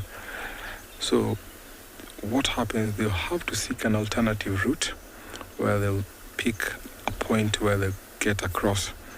Sometimes those other alternative routes have limited access to the other side. So the limited access makes it difficult. So they have to struggle and get to the other side. So what will happen? Those zebras will have to wait and wait and wait. And if not, they have to push their limit and get across, as we saw the other day when the zebras and a big giraffe were crossing here.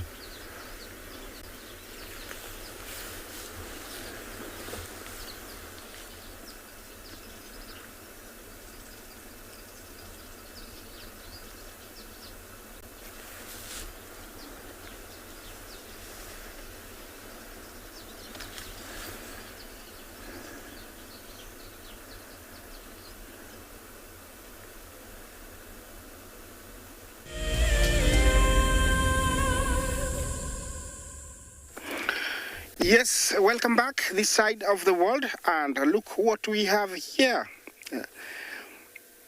Straight smack in the middle of the road.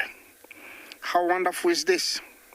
Silverback, old blackback jackal. These are puppies that were very, very shy in the beginning, but now they're really used to us. I cannot believe this. They're right in front of the vehicle. Even actually, I don't think the angle is good enough for Bungei to get a shot. Look at them, they're coming to investigate. Here they are. Yeah, maybe they love the Land Rover. Look at that, it's gone behind the vehicle.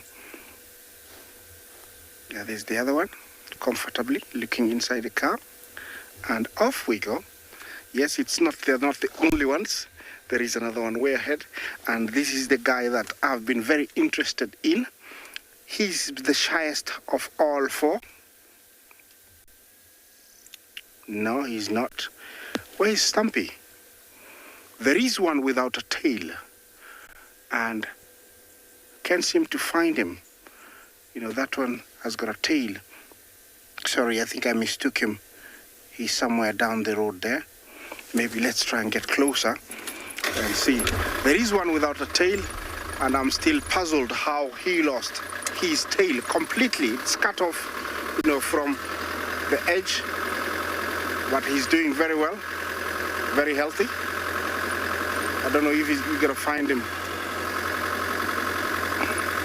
Yeah, jackals pair for life, and a female gives birth to up to 6 puppies, and they stay in a few dens, moving every couple of weeks to avoid predation.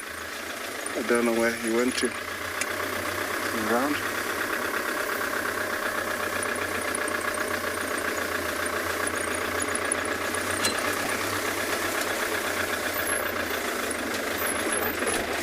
He's disappeared on me.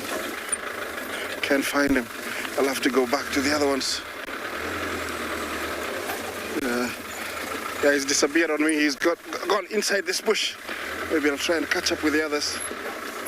Yeah, this is what happens sometimes. Okay, we'll take you to another live location while I try and find these guys. They've played Houdini on me.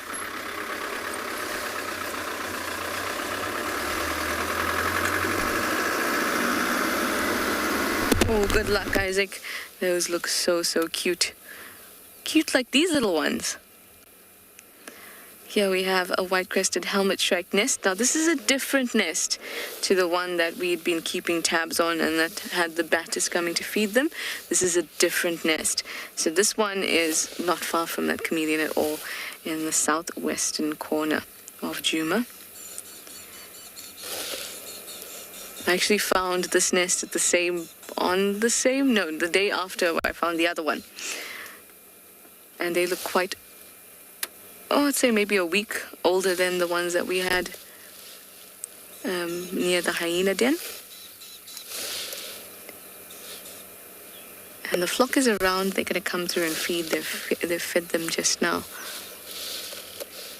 You can hear them beak snapping in the background.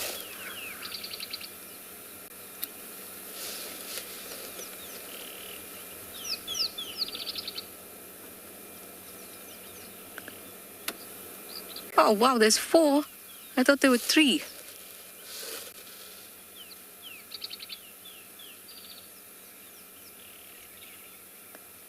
So sweet.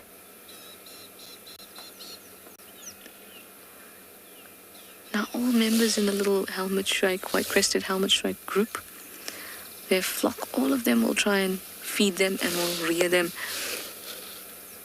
It's not just the parents that take care of them.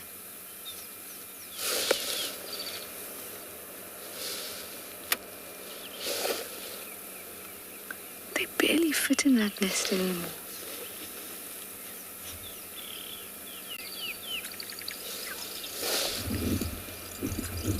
There we go.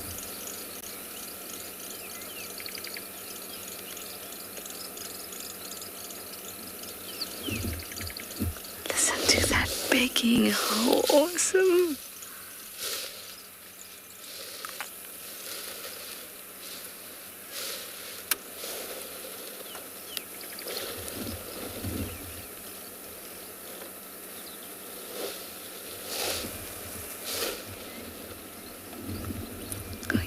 crowded.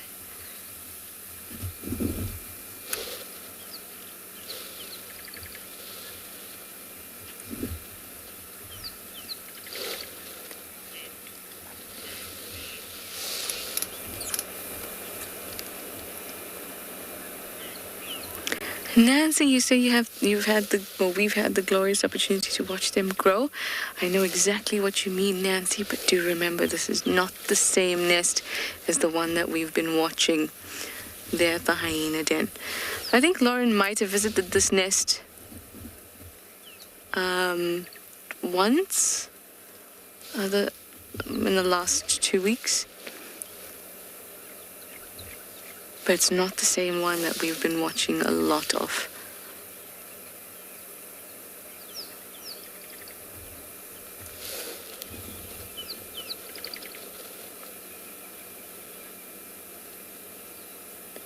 This nest seems to be exclusively fed by its own species.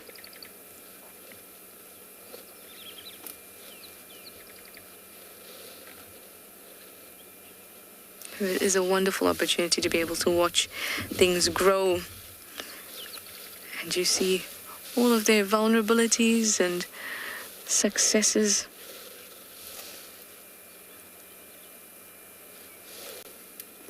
Juan, you say this nest looks a little bit small for all 4 of them. It certainly does.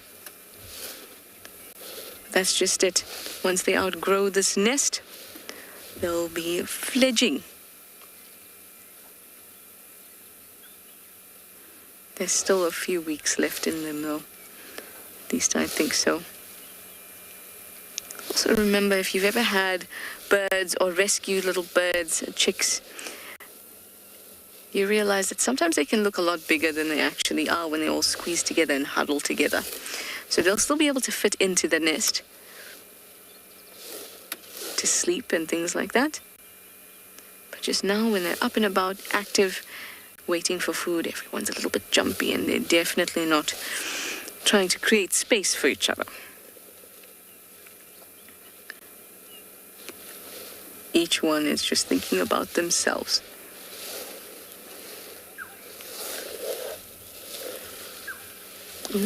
There's a black-headed oriole calling in the background.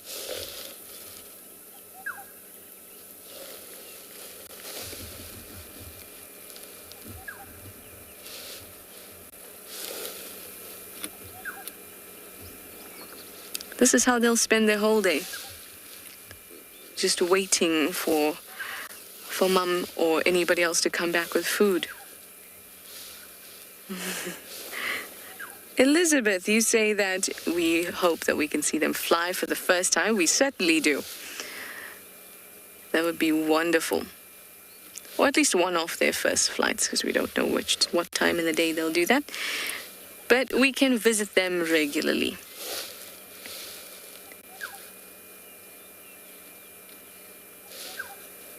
By about 6 weeks, they should be fledging. Their feathers look really nice and well developed, but still some time to go. It would be awesome to see them drop out of the tree and try to fly.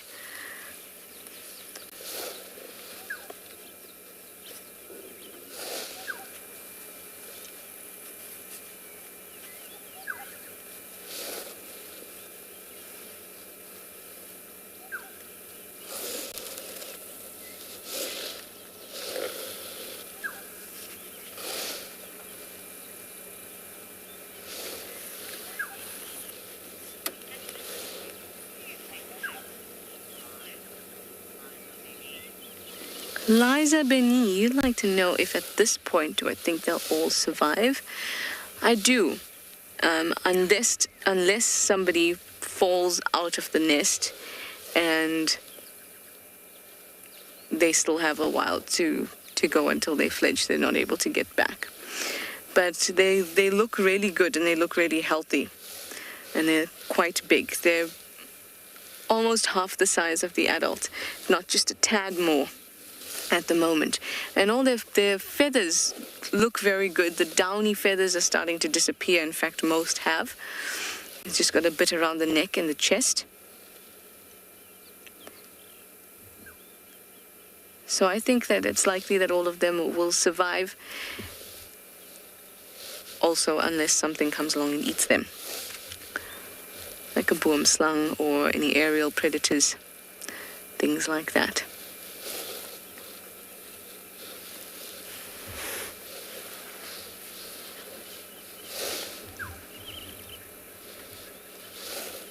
I'm glad to have shared that with you. We'll come and visit it again this afternoon and the other days, next few days. Maybe we'll catch them in their first flight. But like I said, I think we've still got a week or two, I'd say, before we can catch them in their first flight. All right, it's almost the end of show. We're going to slowly make our way towards camp.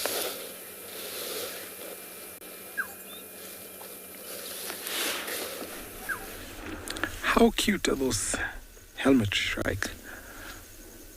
Very lovely. Back here we have old bulls. These buffaloes have been hanging around here for the longest time ever. The place has short grass, has lots of water, and at least there's an easy access for them walking to a little stream that feeds the Mara River. I'm sure also the cattle egrets are enjoying because there's lots of insects around here. So as some are resting, some are still grazing, and this is the habit that they always perform on a daily life until they come to their death, maybe through natural cause or maybe from predators. But when they are in a big number like this, there is also a watchful eye and also defense over predators. You can see that bull has lost fur on his body.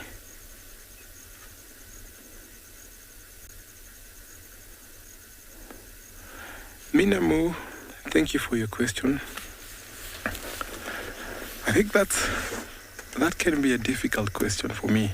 If you ask me what part of the Mara I like, I think I like the entire Mara, but there's some bits where it's always magical, like going all the way over to the border, to Kenya and Serengeti, Mara River, where I was this morning, close to the Ololo escarpment. So I have multiple spots where I call my favorite, but then the river will be one of my main place where I always love being. Watching those crocodiles and watching the animals cross is always exciting. Here we have a topi, his sentinel up on a termite mound, and also we have impala bachelors. Those males there waiting are very, very nice.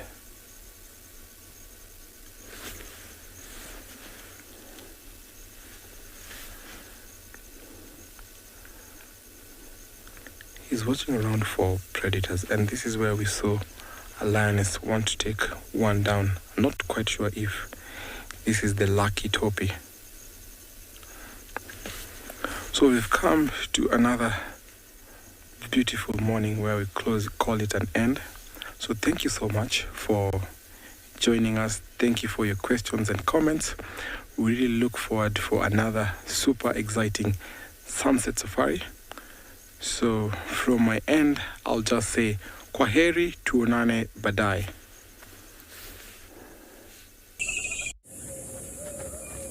This program features live coverage of an African safari and may include animal kills and carcasses. Viewer discretion is advised.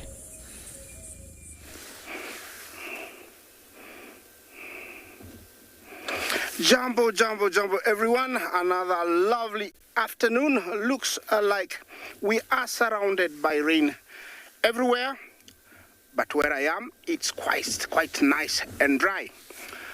Jumbo, I'm Isaac, and this afternoon we're right here, and it's a beautiful afternoon.